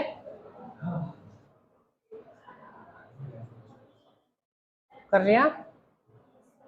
पहले का कितना डेल्टा एन जी? प्रोडक्ट में कितने गैसेस है? दो। रिएक्टेंट में कितने हैं? दो। 1 + 1 2 है ना, तो टोटल कितना हो गया? 0। इसमें कितना होगा डेल्टा एन जी? 2 - 1 + 3, तो टोटल कितना हुआ? -2। इसमें क्या है? 2 बस। -0, उधर सॉलिड है, उधर सॉलिड है ना, तो इसको नहीं जोड़ेंगे, तो हमारा आंसर कितना आएगा यहाँ पे? 2 आएगा। ये बताना था, देख लेना मतलब कैसे करना है। एनसीईआरटी में क्वेश्चन दिए, कर लेना बहुत सारे पीछे। किसका 0? कहाँ 0 है? पहले वाले में 0 है बस। कहाँ 1 होगा? आखिरी में? बेटा ये सॉलिड है। अरे डेल्टा एनजी निकालना है। डेल्टा एनजी क्या होता है? अभी पढ़ाया था ना कि number of moles of gaseous product minus number of moles of gaseous reactant. तो number of moles of gaseous product कितने हैं? 1 + 1 माइनस कितने हैं? 0। Number of moles of gaseous reactant. ठीक है, सॉलिड की कंसंट्रेशन होती है 1। सॉलिड को 1 थोड़ी काउंट करेंगे, सॉलिड को एज ए गैस 1 थोड़ी काउंट करेंगे, सॉलिड को एज ए गैस तो 0 काउंट करेंगे ना। ओके, कितना टाइम हुआ है अभी? लिखो characteristic of equilibrium constant. Characteristics of equilibrium constant. Characteristics of equilibrium constant.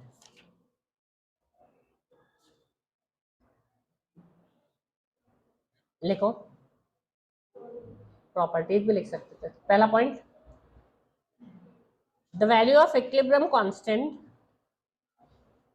The value of equilibrium constant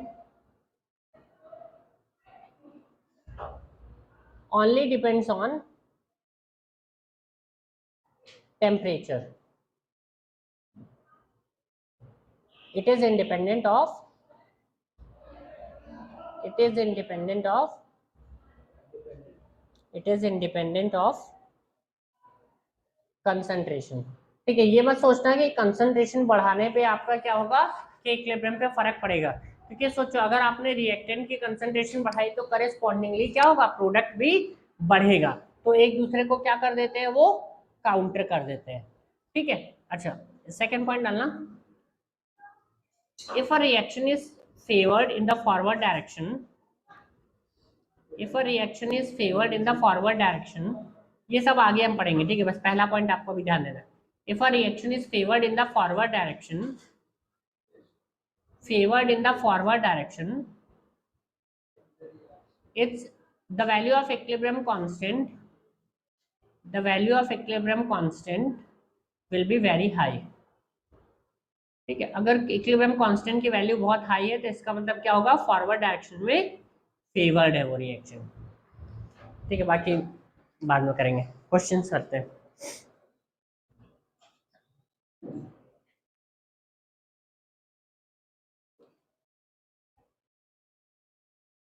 तो एक मिनट, तो इसका अगर मैं इस सेंटेंस को दूसरे तरीके से फ्रेम करूं तो क्या मैं कह सकता हूँ कि value of equilibrium constant gives you the idea of relative amount of product and reactant, क्योंकि अगर फॉरवर्ड एक्शन फेवर्ड हुई तो प्रोडक्ट क्या होगा आपका, ज्यादा होगा। इतना क्लियर है सबको कि अगर आपका फॉरवर्ड एक्शन में फेवर्ड हुई तो इसका मतलब क्या होगा, प्रोडक्ट ज्यादा होगा। तो चाहे ऐसे लिखो कि amount of product will be high, bracket में करके लिख लेना इसी पॉइंट में, amount of product will be high, amount of product will be high। ठीक है, आगे चल के आप 12th में पढ़ेंगे there is something called formation constant, तो वो भी एक तरीके से इक्विलिब्रियम कांस्टेंट ही होता है। तो उसमें यही कॉन्सेप्ट होता है कि फॉर्मेशन कांस्टेंट अगर हाई होगा तो प्रोडक्ट आगे बहुत बनेगा। क्या, now let's do the questions, lot of questions ना।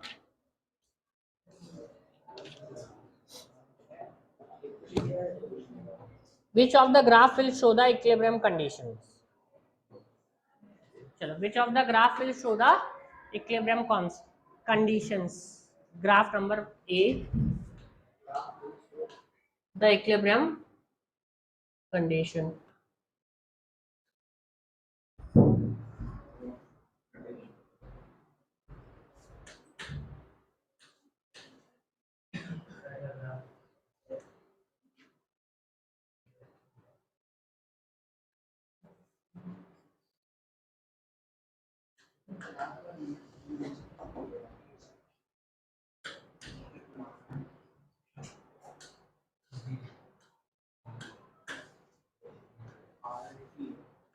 R मतलब रेट है,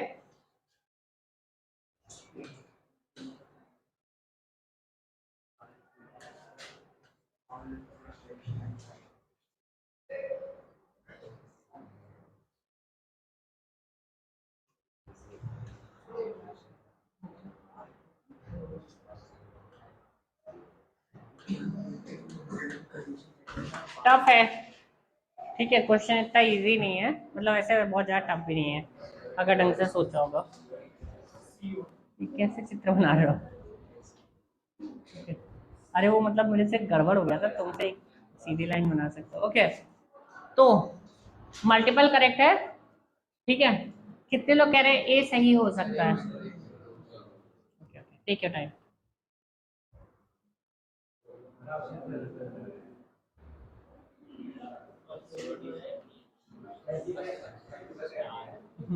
सीरियसली और भी कुछ सही हो सकता है, ध्यान देना।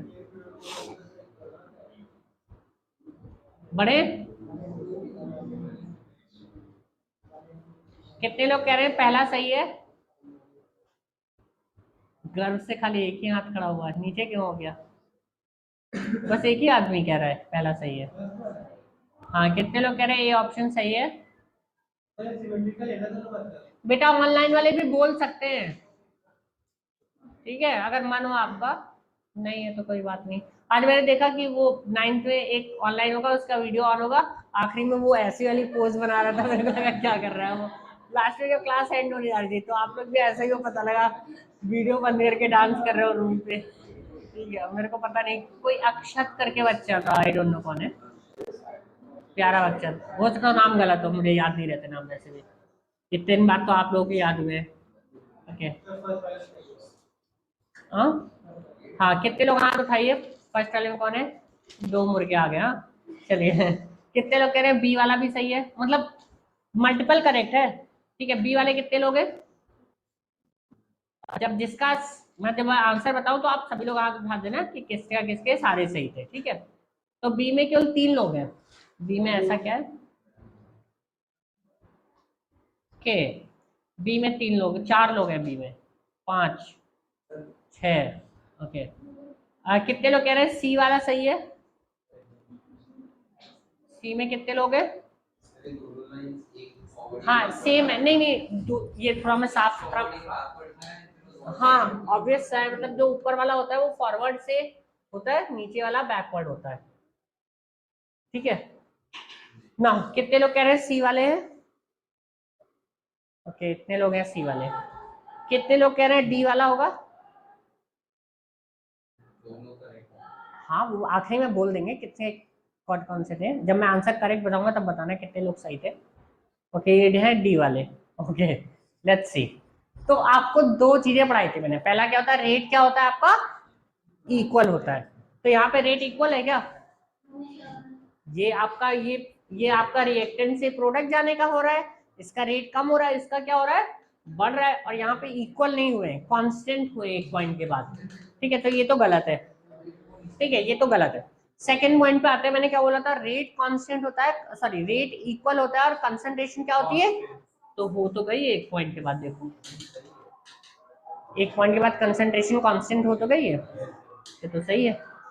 ठीक है, कमिंग थर्ड पॉइंट, रेट क्या होता है, अभी बताया था मैंने, इक्वल हो जाता है। तो रेट क्या हो गया यहाँ पे, इस पॉइंट के बाद इक्वल तो हो गया रेट, तो ये क्या है आपका, सही है। Now coming to the D part. D part में क्या है आपका, क्योंकि कॉन्सेंट्रेशन इक्वल हो गई है तो इसका मतलब हमें उससे क्या लेना देना, कांस्टेंट हुई है नहीं हुई हमें ये देखना है। ठीक है, इक्वालिटी तो हो भी सकती है नहीं भी हो सकती, हमें उससे कोई लेना देना नहीं है।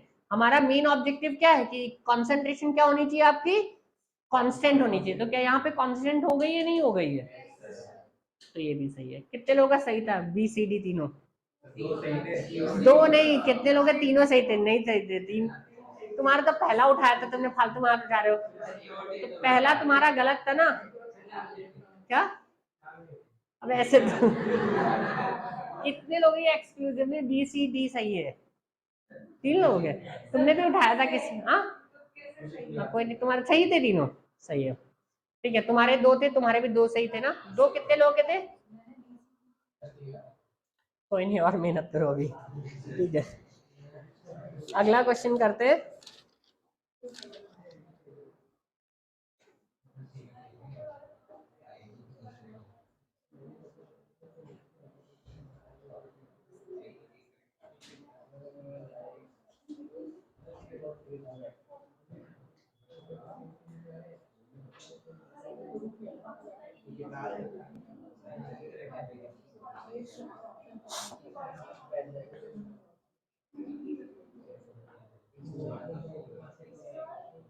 बोलिए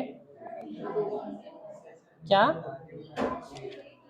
बी वाला सही क्यों है बेटा, क्योंकि कंसंट्रेशन क्या होती है, कांस्टेंट हो जाती है इक्विलिब्रियम पे। तो इस पॉइंट के बाद देखो क्या हो गई है, इसके पहले थोड़ा ले लो, इसके बाद कंसंट्रेशन क्या हो गई है, कांस्टेंट हो गई है। और ये इस कंसंट्रेशन, जहां से कंसंट्रेशन कांस्टेंट हुई है, वो जो पॉइंट ऑफ टाइम होता है उसे हम क्या कहते हैं, वहां पे इक्विलिब्रियम अटेन हुआ होगा। तो ये ध्यान देना, ठीक है।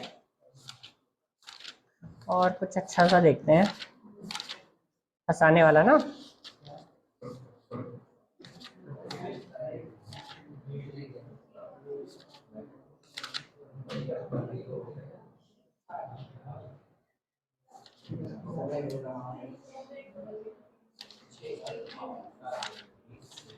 चलो नेक्स्ट क्वेश्चन करना। ब्रेक चाहिए, जाओ ले लो।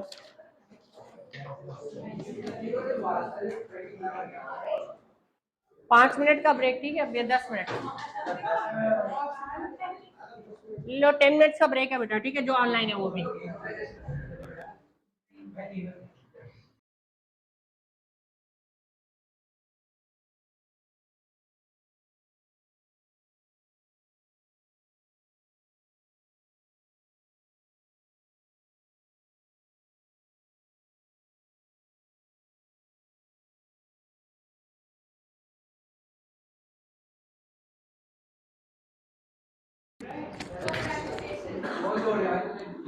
क्या हो गया,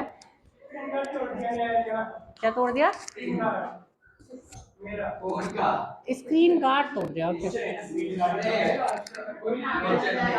कोई नहीं, फोन तो नहीं तोड़ा ना।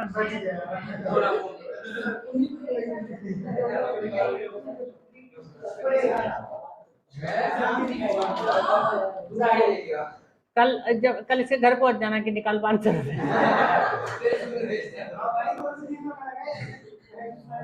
और 9 बजे तो पापा को लेके चले जाना।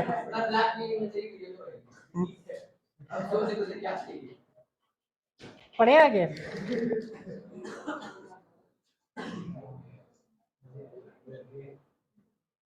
मैं सब करा ही दिया एक्चुअली।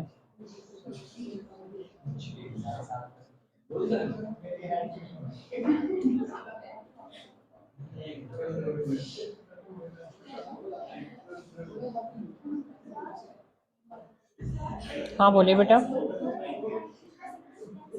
क्या कोई कन्वर्जन के लिए होता है केपी और केसी में, और कोई सिग्निफिकेंस नहीं है।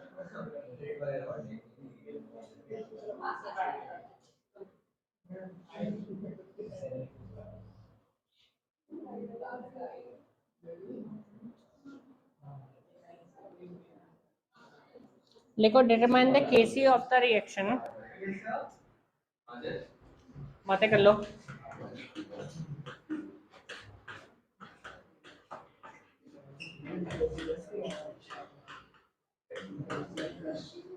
Determine the Kc of the reaction.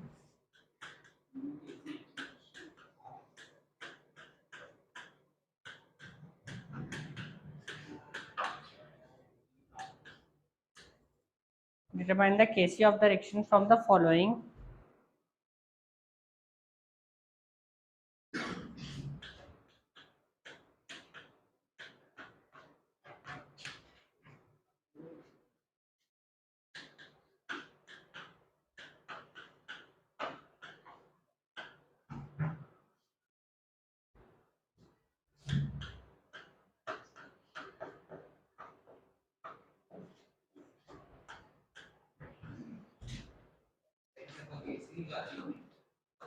बता रहा हूँ।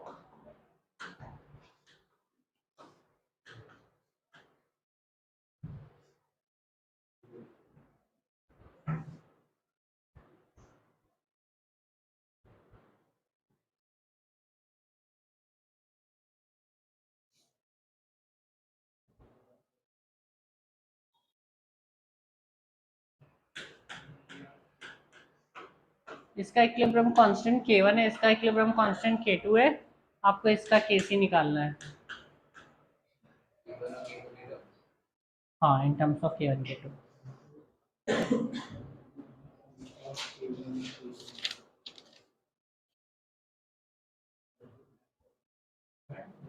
नोट कर लिया क्वेश्चन ये? तब तक मैं दूसरा लिख देता हूँ।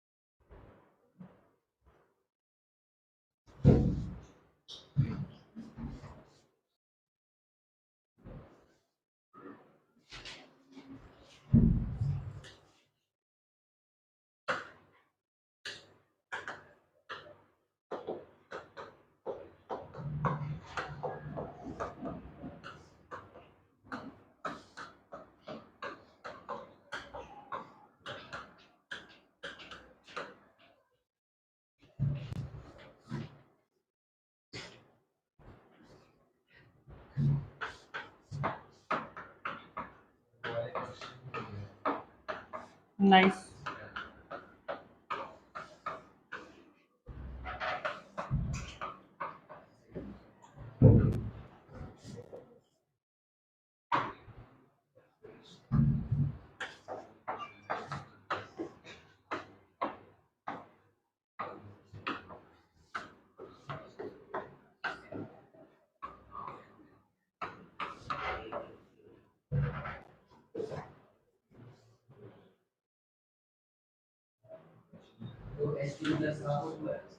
हम्म,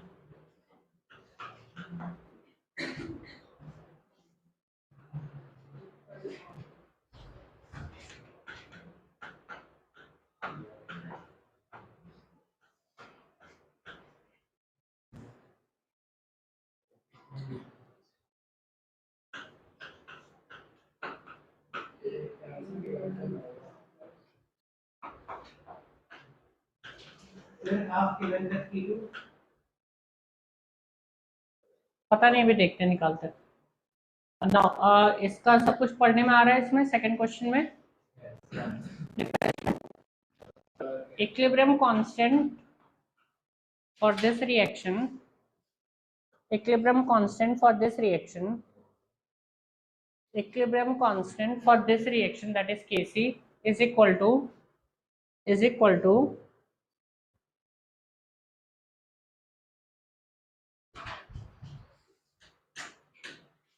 K2 to the power x upon K1 to the power y and K3 to the power z. ठीक है,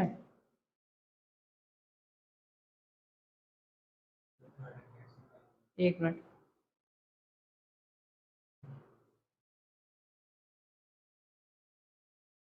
then x plus y minus z is equal to, ठीक है. आप क्या कह रहे हैं?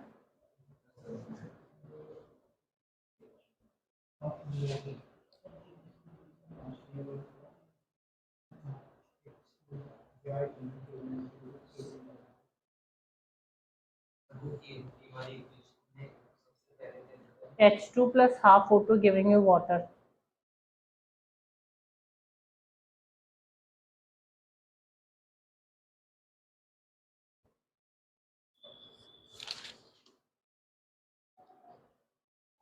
कोई मॉड्यूल 3 देगा मुझे? तो लेके आया? मिल गया मुझे. करिए आप क्वेश्चन में, तब तक होमवर्क के लिए बता देता हूँ.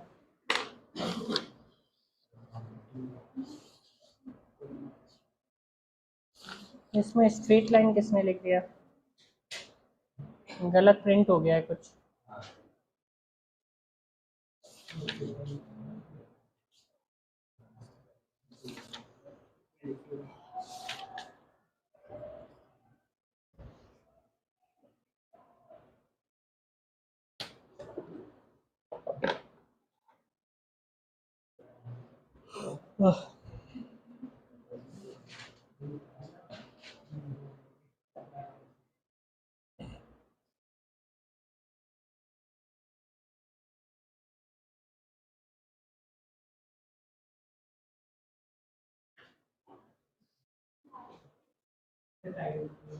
हो गया?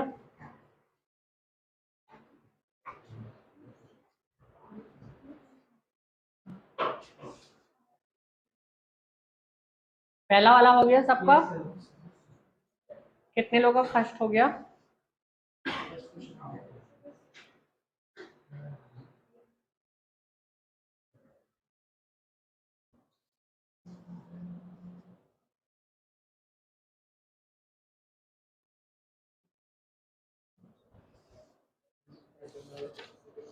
और जो होमवर्क दे रहे हैं, अगर आज से अगली बार से होमवर्क किया हुआ कॉपी में नहीं मिला तो क्लास से बाहर हो जाओगे, ठीक है?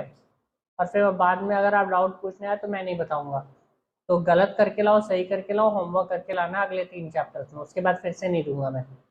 बट नेक्स्ट 3 चैप्टर्स जो हम पढ़ेंगे उसमें होमवर्क मुझे कॉपी में मिलना चाहिए, ठीक है?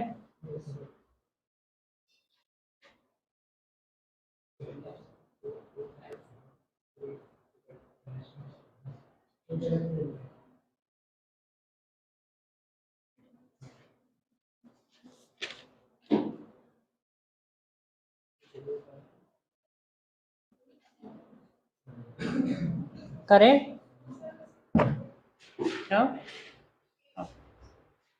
कोई नहीं.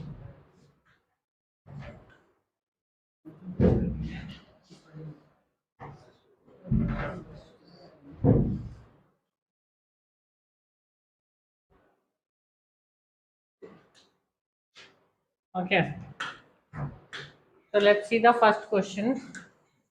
बहुत ही सिंपल सा क्वेश्चन है. आपको NO दिया है, पहला एक रिएक्शन दी ट्वाइस NO, आपको निकालना ये है, ठीक है? तो आप देख सकते हैं आपको ये बनाने के लिए आपको क्या चाहिए? एक N2 चाहिए, हाफ O2, हाफ Pr2 चाहिए और हाफ O2 चाहिए. तो आपको लेफ्ट हैंड साइड पे क्या चाहिए? N2 और O2 चाहिए, वो भी हाफ करके. ओके, सो हम क्या करेंगे? इक्वेशन नंबर 1 को क्या करेंगे? रिवर्स कर देंगे पहले, ठीक है? ये 1 स्टेप एट ए टाइम. तो हम क्या करेंगे? इसको रिवर्स कर देते हैं. तो इसको अगर रिवर्स करोगे तो N2 प्लस O2, में बार बार गैसियस नहीं लिख रहा, आप समझ सकते हैं, ठीक है? वो N2 plus O2 gives you twice NO.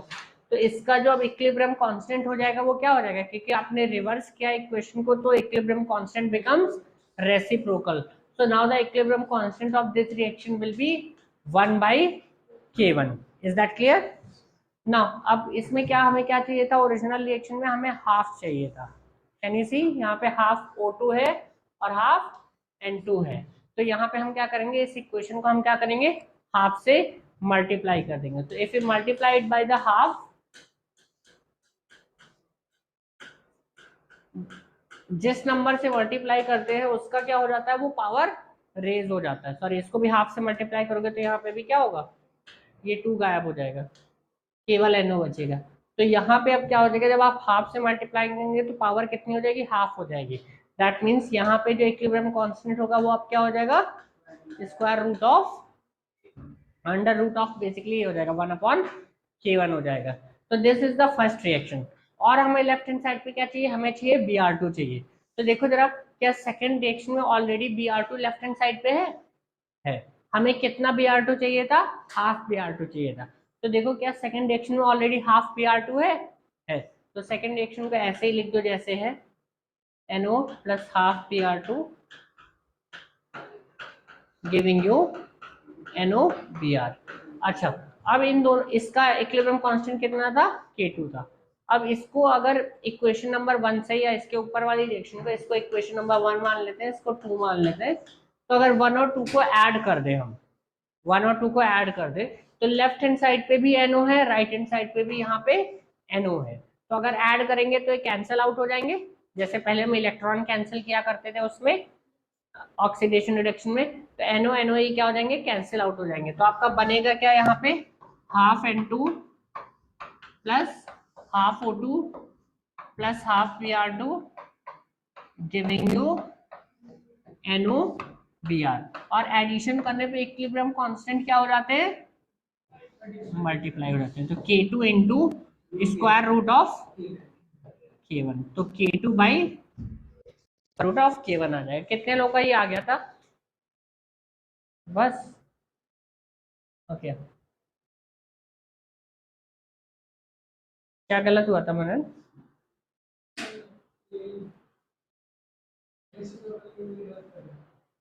अच्छा हम्म, माइनस मतलब,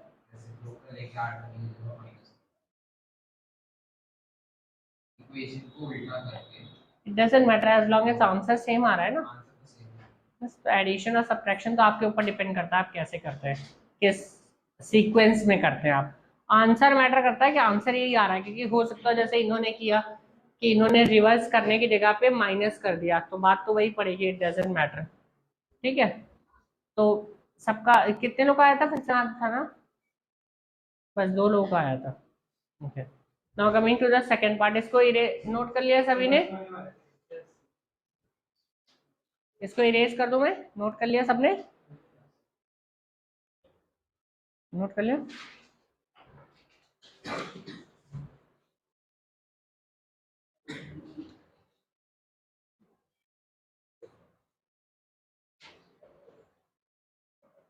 ये बहुत डिफिकल्ट है क्या, मैथ में तो इससे, ये तो केमिस्ट्री है भी नहीं एक्चुअली में, अगर आप देखो, और मैथ में तो इससे कई गुना टफ चीजें आप करते होंगे। It's not even chemistry.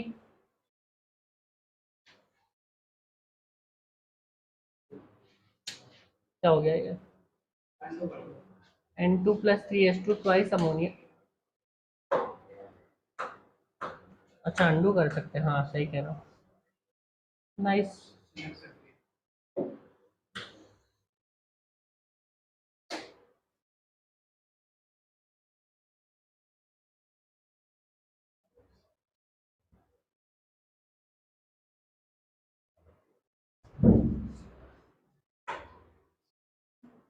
बड़े, किसी का हो गया, कितना है आंसर,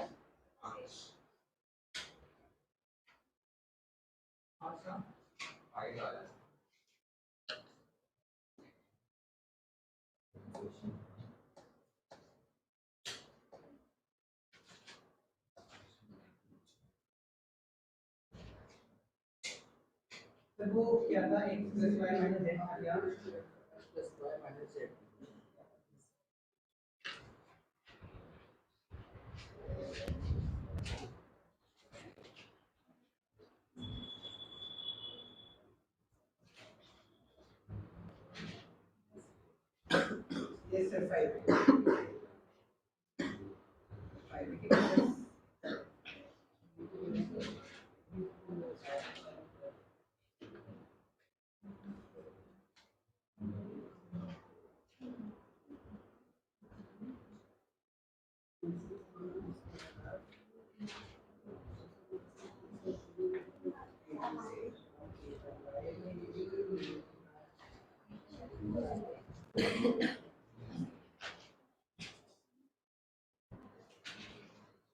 नहीं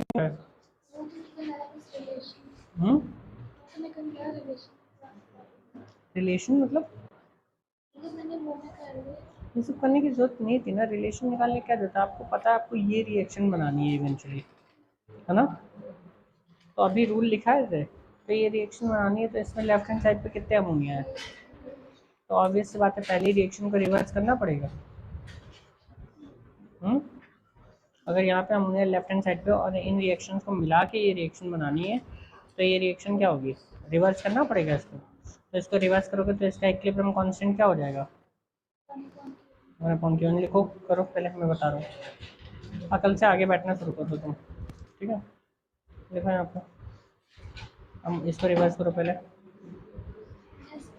करो तो नहीं, पूरी रिएक्शन लिखो जैसे मैंने बताया, करो पहले पूरी प्रॉपर रिएक्शन लिखो पूरी, ट्वाइस अमोनिया,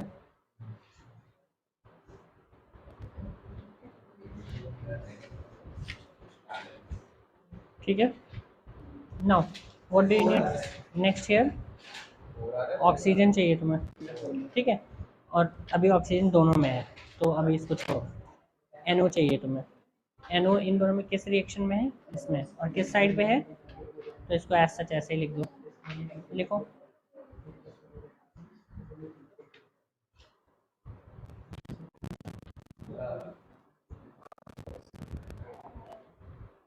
K2 मतलब इसका लिख लो, इक्विलिब्रियम कांस्टेंट जो भी था। थर्ड पे आते हैं, अब यहाँ पे क्या चाहिए आपको, ऑक्सीजन चाहिए और क्या चाहिए, वाटर चाहिए। देखो वाटर कहाँ पे है, राइट हैंड साइड पे, और यहाँ पे क्या है, O2 है, कोई दिक्कत नहीं है। लेकिन यहाँ पे वाटर कितना है तुम्हारे पास, तो यहाँ पे कितना होना चाहिए एटलीस्ट वाटर, तो इस रिएक्शन को क्या करना पड़ेगा, करो 3 से मल्टीप्लाई और लिखो यहाँ पे,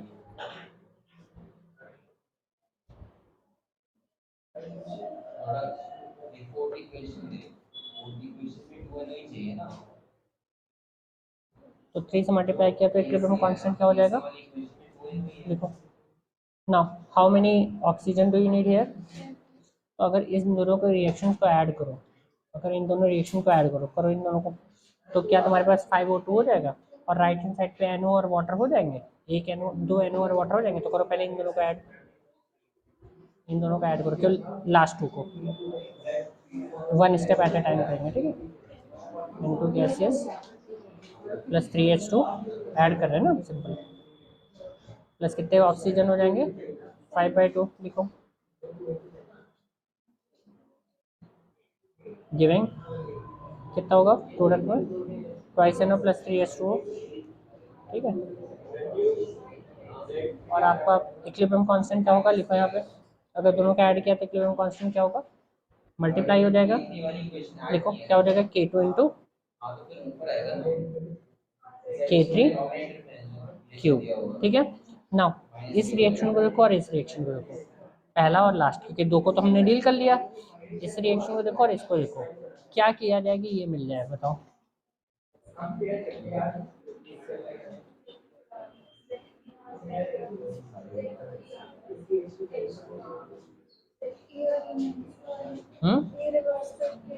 या इसको माइनस कर लो, सिंपल कर लोगे ना, क्या माइनस भी करने की जरूरत नहीं है, सिंपल ऐड कर दो ना, सिंपल ऐड कर दो तो दोनों साइड से ऐसे कट जाएंगे, चाहे तुम माइनस कर जैसे तो कन्वीनियंट रहे, ठीक है। मैं ऐड करता हूँ, तुम माइनस कर दो जैसे भी करना हो, ठीक है। ऐड करोगे तो ये कट जाएंगे और ये आपस में क्या हो जाएंगे, मल्टीप्लाई हो जाएंगे, करो,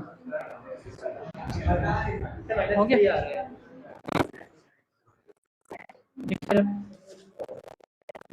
क्यों,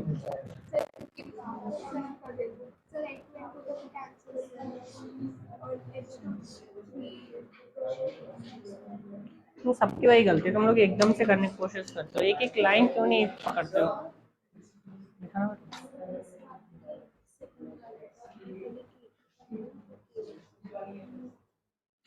ये लिखने की जरूरत ही नहीं बेटा, इक्विलिब्रियम कांस्टेंट, इक्विलिब्रियम कांस्टेंट लिखने की जरूरत नहीं है ना, अभी समझाया था ना, जैसे मैंने क्वेश्चन किया था, आई डू अगेन, अभी समझ में आ जाएगा आपको, और फिर होमवर्क करके लाना, फिर कल डिस्कस करेंगे इसको। और देखो आया मैंने, देखो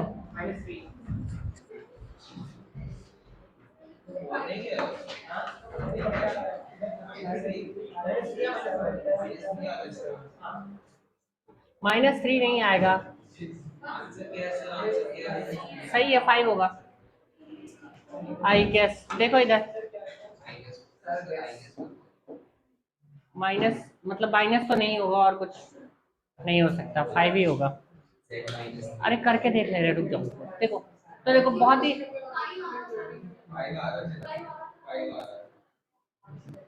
करें, देखो आपको सबसे पहली जो चीज होती है वो देखना है कि आपको चाहिए क्या, ठीक है, क्या चाहिए आपको, थोड़ा इसको साफ सुथरा कर देते हैं।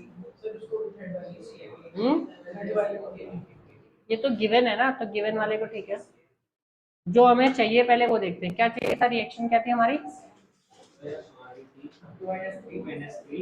2NH3 प्लस 5.2O2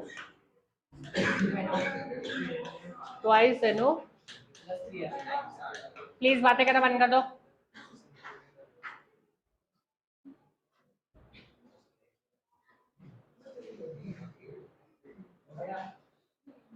हो गया, बड़े नहीं तो मतलब देख लो, ये सामने भी देख के समझ सकता है, उसके बाद तुम रुक के क्लास में इसको बता सकते हो। देखो तो यहाँ पे आता है twice ammonia and 5/2O2 twice NH2, तो आपको चाहिए क्या, आपको चाहिए लेफ्ट हैंड साइड पे अमोनिया, पहला तो कहानी है।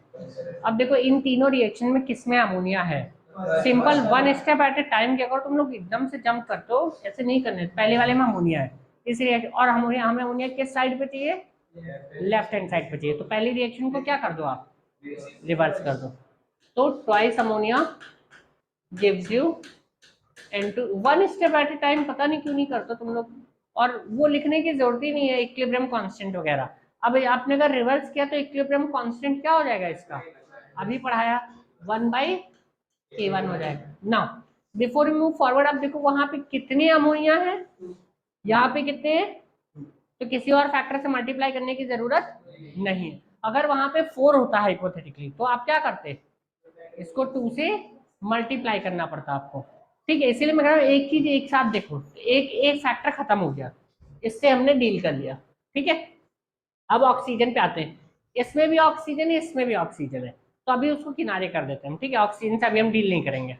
हम आते हैं NO पे, NO किस में है, दोनों में, सेकंड में, और वो NO जो है वो किधर है, राइट हैंड साइड पे, लेफ्ट हैंड साइड पे, तो और यहाँ पे कितना है, राइट हैंड साइड पे ही है, तो क्या हमें कुछ चेंज करने की जरूरत है, नहीं है, हम ऐसे लिख देते हैं N2 plus O2 giving you twice NO, और यहाँ पे कितना है, K2 है, और आपके पास कितने NO चाहिए थे आपको, यहाँ पे 2 चाहिए थे, यहाँ पे कितने हैं, 2 हैं, कोई दिक्कत है नहीं है।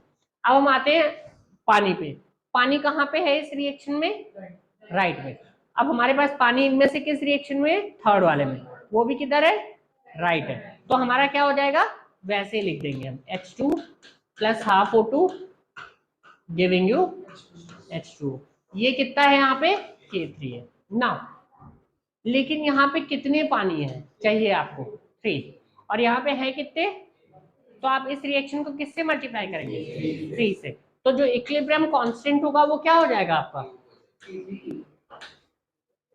ठीक है। अब देखो अगर मैं इस, अब आपको क्या चाहिए था वहां पे 5O2 चाहिए थे, 5/2O2 चाहिए थे, तो अगर मैं इस reaction that is equation second और इक्वेशन थर्ड इनको ऐड कर दूं, तो आपको कितने वाटर मिल, कितने ऑक्सीजन मिल जाएंगे, तो देखो 5/2 I mean 3H2 plus 5/2O2,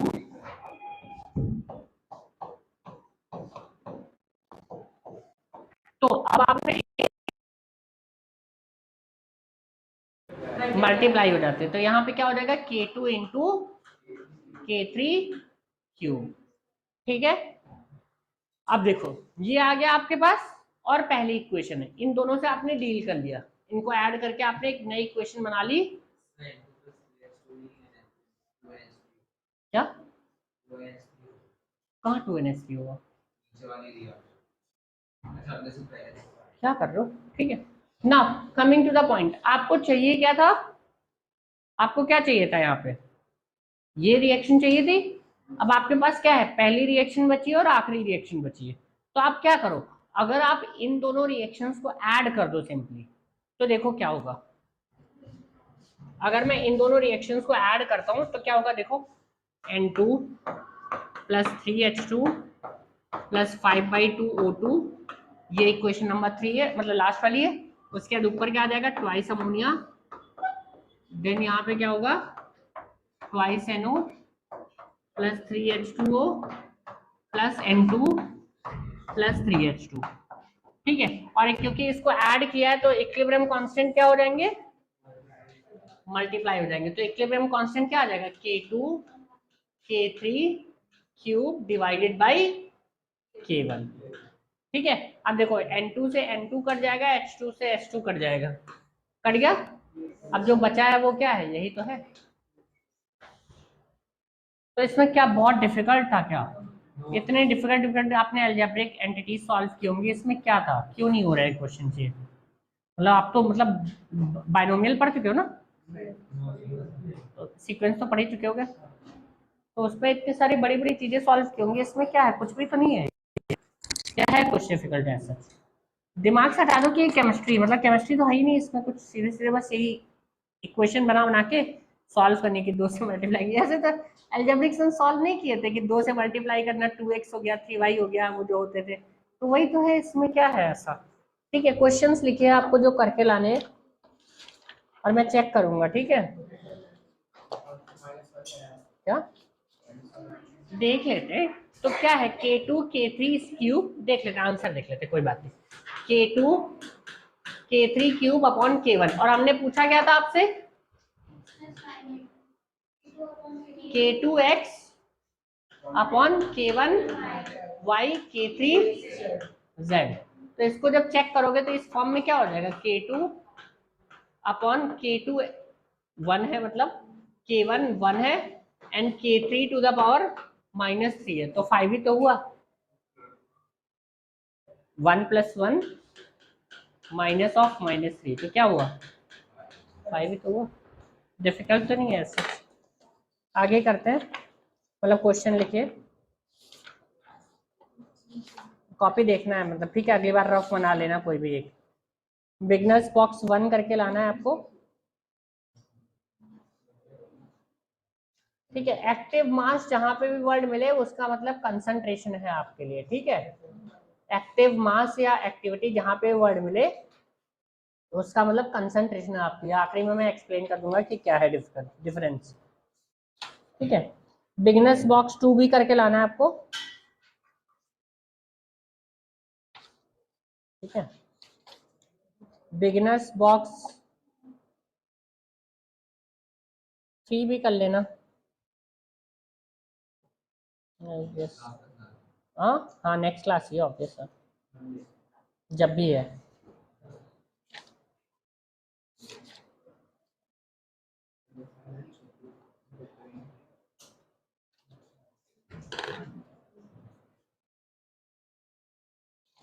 okay,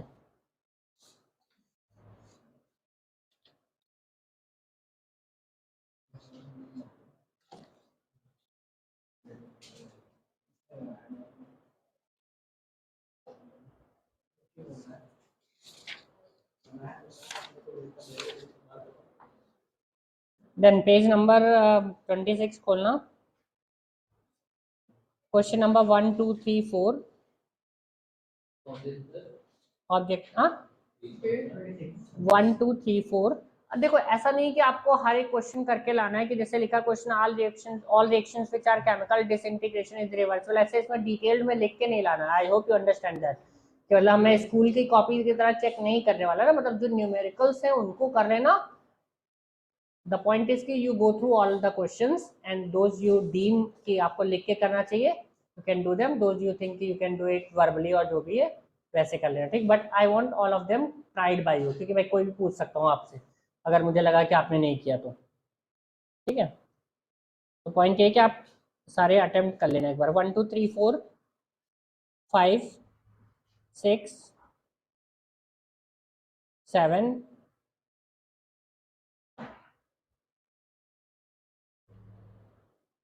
8 9 10 11 12 13 14 सब ऐसे ही है, इसमें कुछ है नहीं ऐसा ज़्यादा। 15 16 17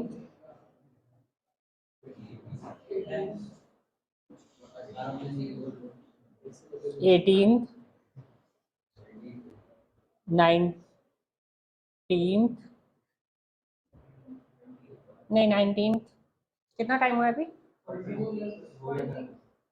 19 मत करना, 19 मत करना, 18 तक करना। एक आधे शायद और भी ना कर पाए। 21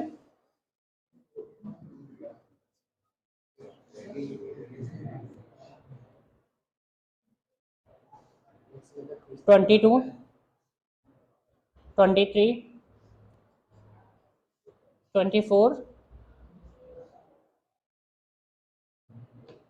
25 26 27 28 29 30 कुछ है नहीं क्वेश्चन, सारे एक एक लाइन के क्वेश्चन हैं ये। 31 32 32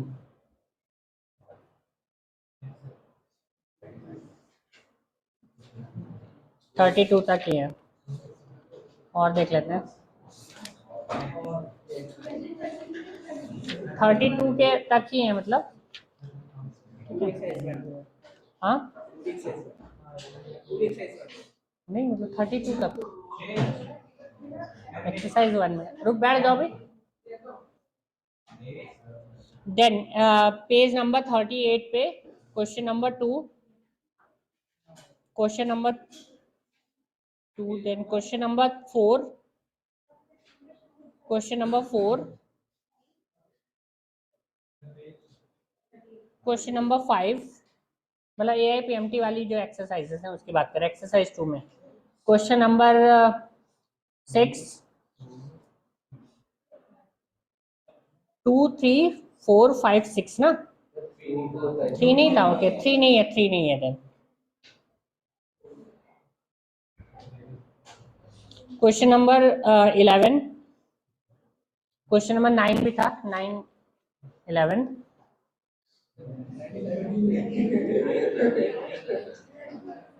okay okay okay okay okay. Question number 15, question number 12, question number 17 करके लाना, बहुत टाइम है। क्वेश्चन नंबर 18 और नहीं करके लाया तो बाहर निकाल देंगे, ठीक है। कोई बात नहीं, वैसे भी मैं कभी प्रेशर करता नहीं होमवर्क के लिए, बट अब करके लाना है आपको, ठीक है। बाकी किनारे कर देना। 19 और संडे को तो क्लास होगी नहीं आई गेस।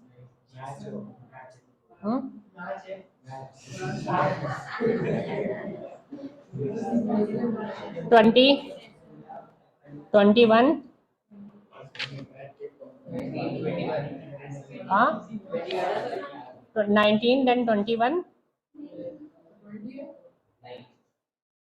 20 भी कर लेना। 19 20 21 24, ठीक है 24।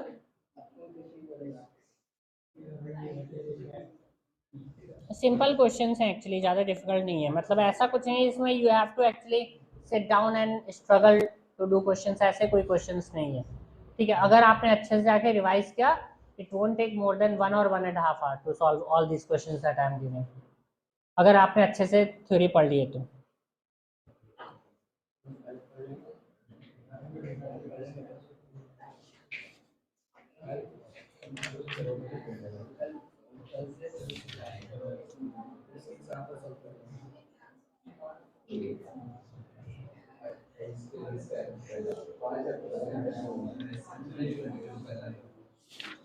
जेई के दे देते ना एक आधे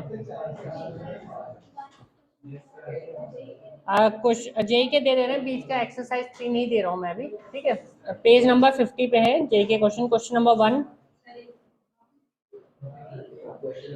क्वेश्चन नंबर 1,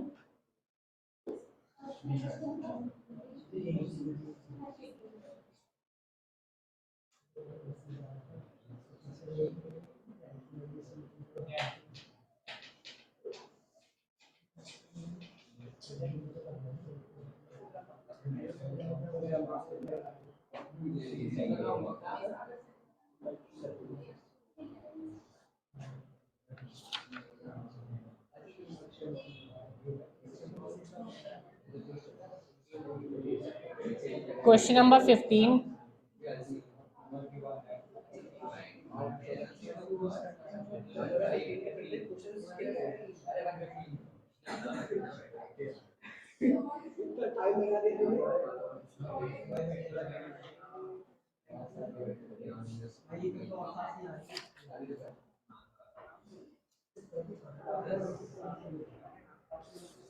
कितने क्वेश्चंस हो गए होंगे? 50।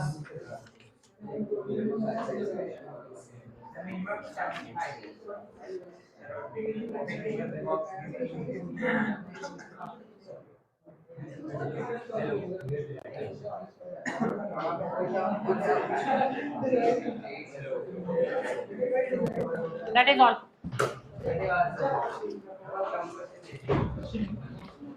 और जो एक होमवर्क के लिए वो क्वेश्चन दिया था मोल फ्रैक्शन वाला, वो भी अटेम्प्ट करके लाना है। और मैं हिंट ये देता हूँ कि आपको वो याद है कि मैंने बताया था कि जो पार्शियल प्रेशर होता है वो क्या होता है, पार्शियल प्रेशर का टोटल प्रेशर से रिलेशन क्या होता है।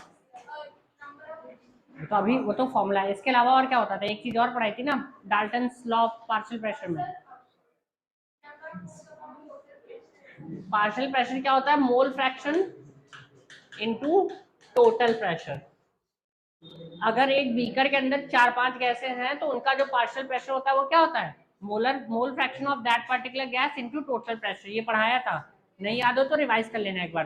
तो इसका यूज होगा, दो चीजें बहुत यूज होती है, प्रेशर और कंसंट्रेशन का रिलेशन आप जब निकालोगे या नंबर ऑफ मोल का, तो एक प्रेशर बराबर C/RT होता है और दूसरा क्या होता है, pressure is equal to mole fraction into total pressure.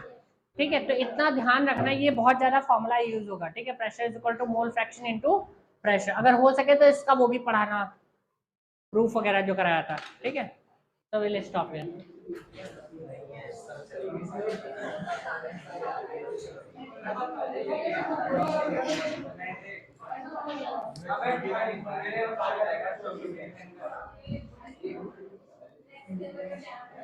और एक मिनट, आप लोग वो पढ़ रहे हो ना इनऑर्गेनिक? नहीं, संडे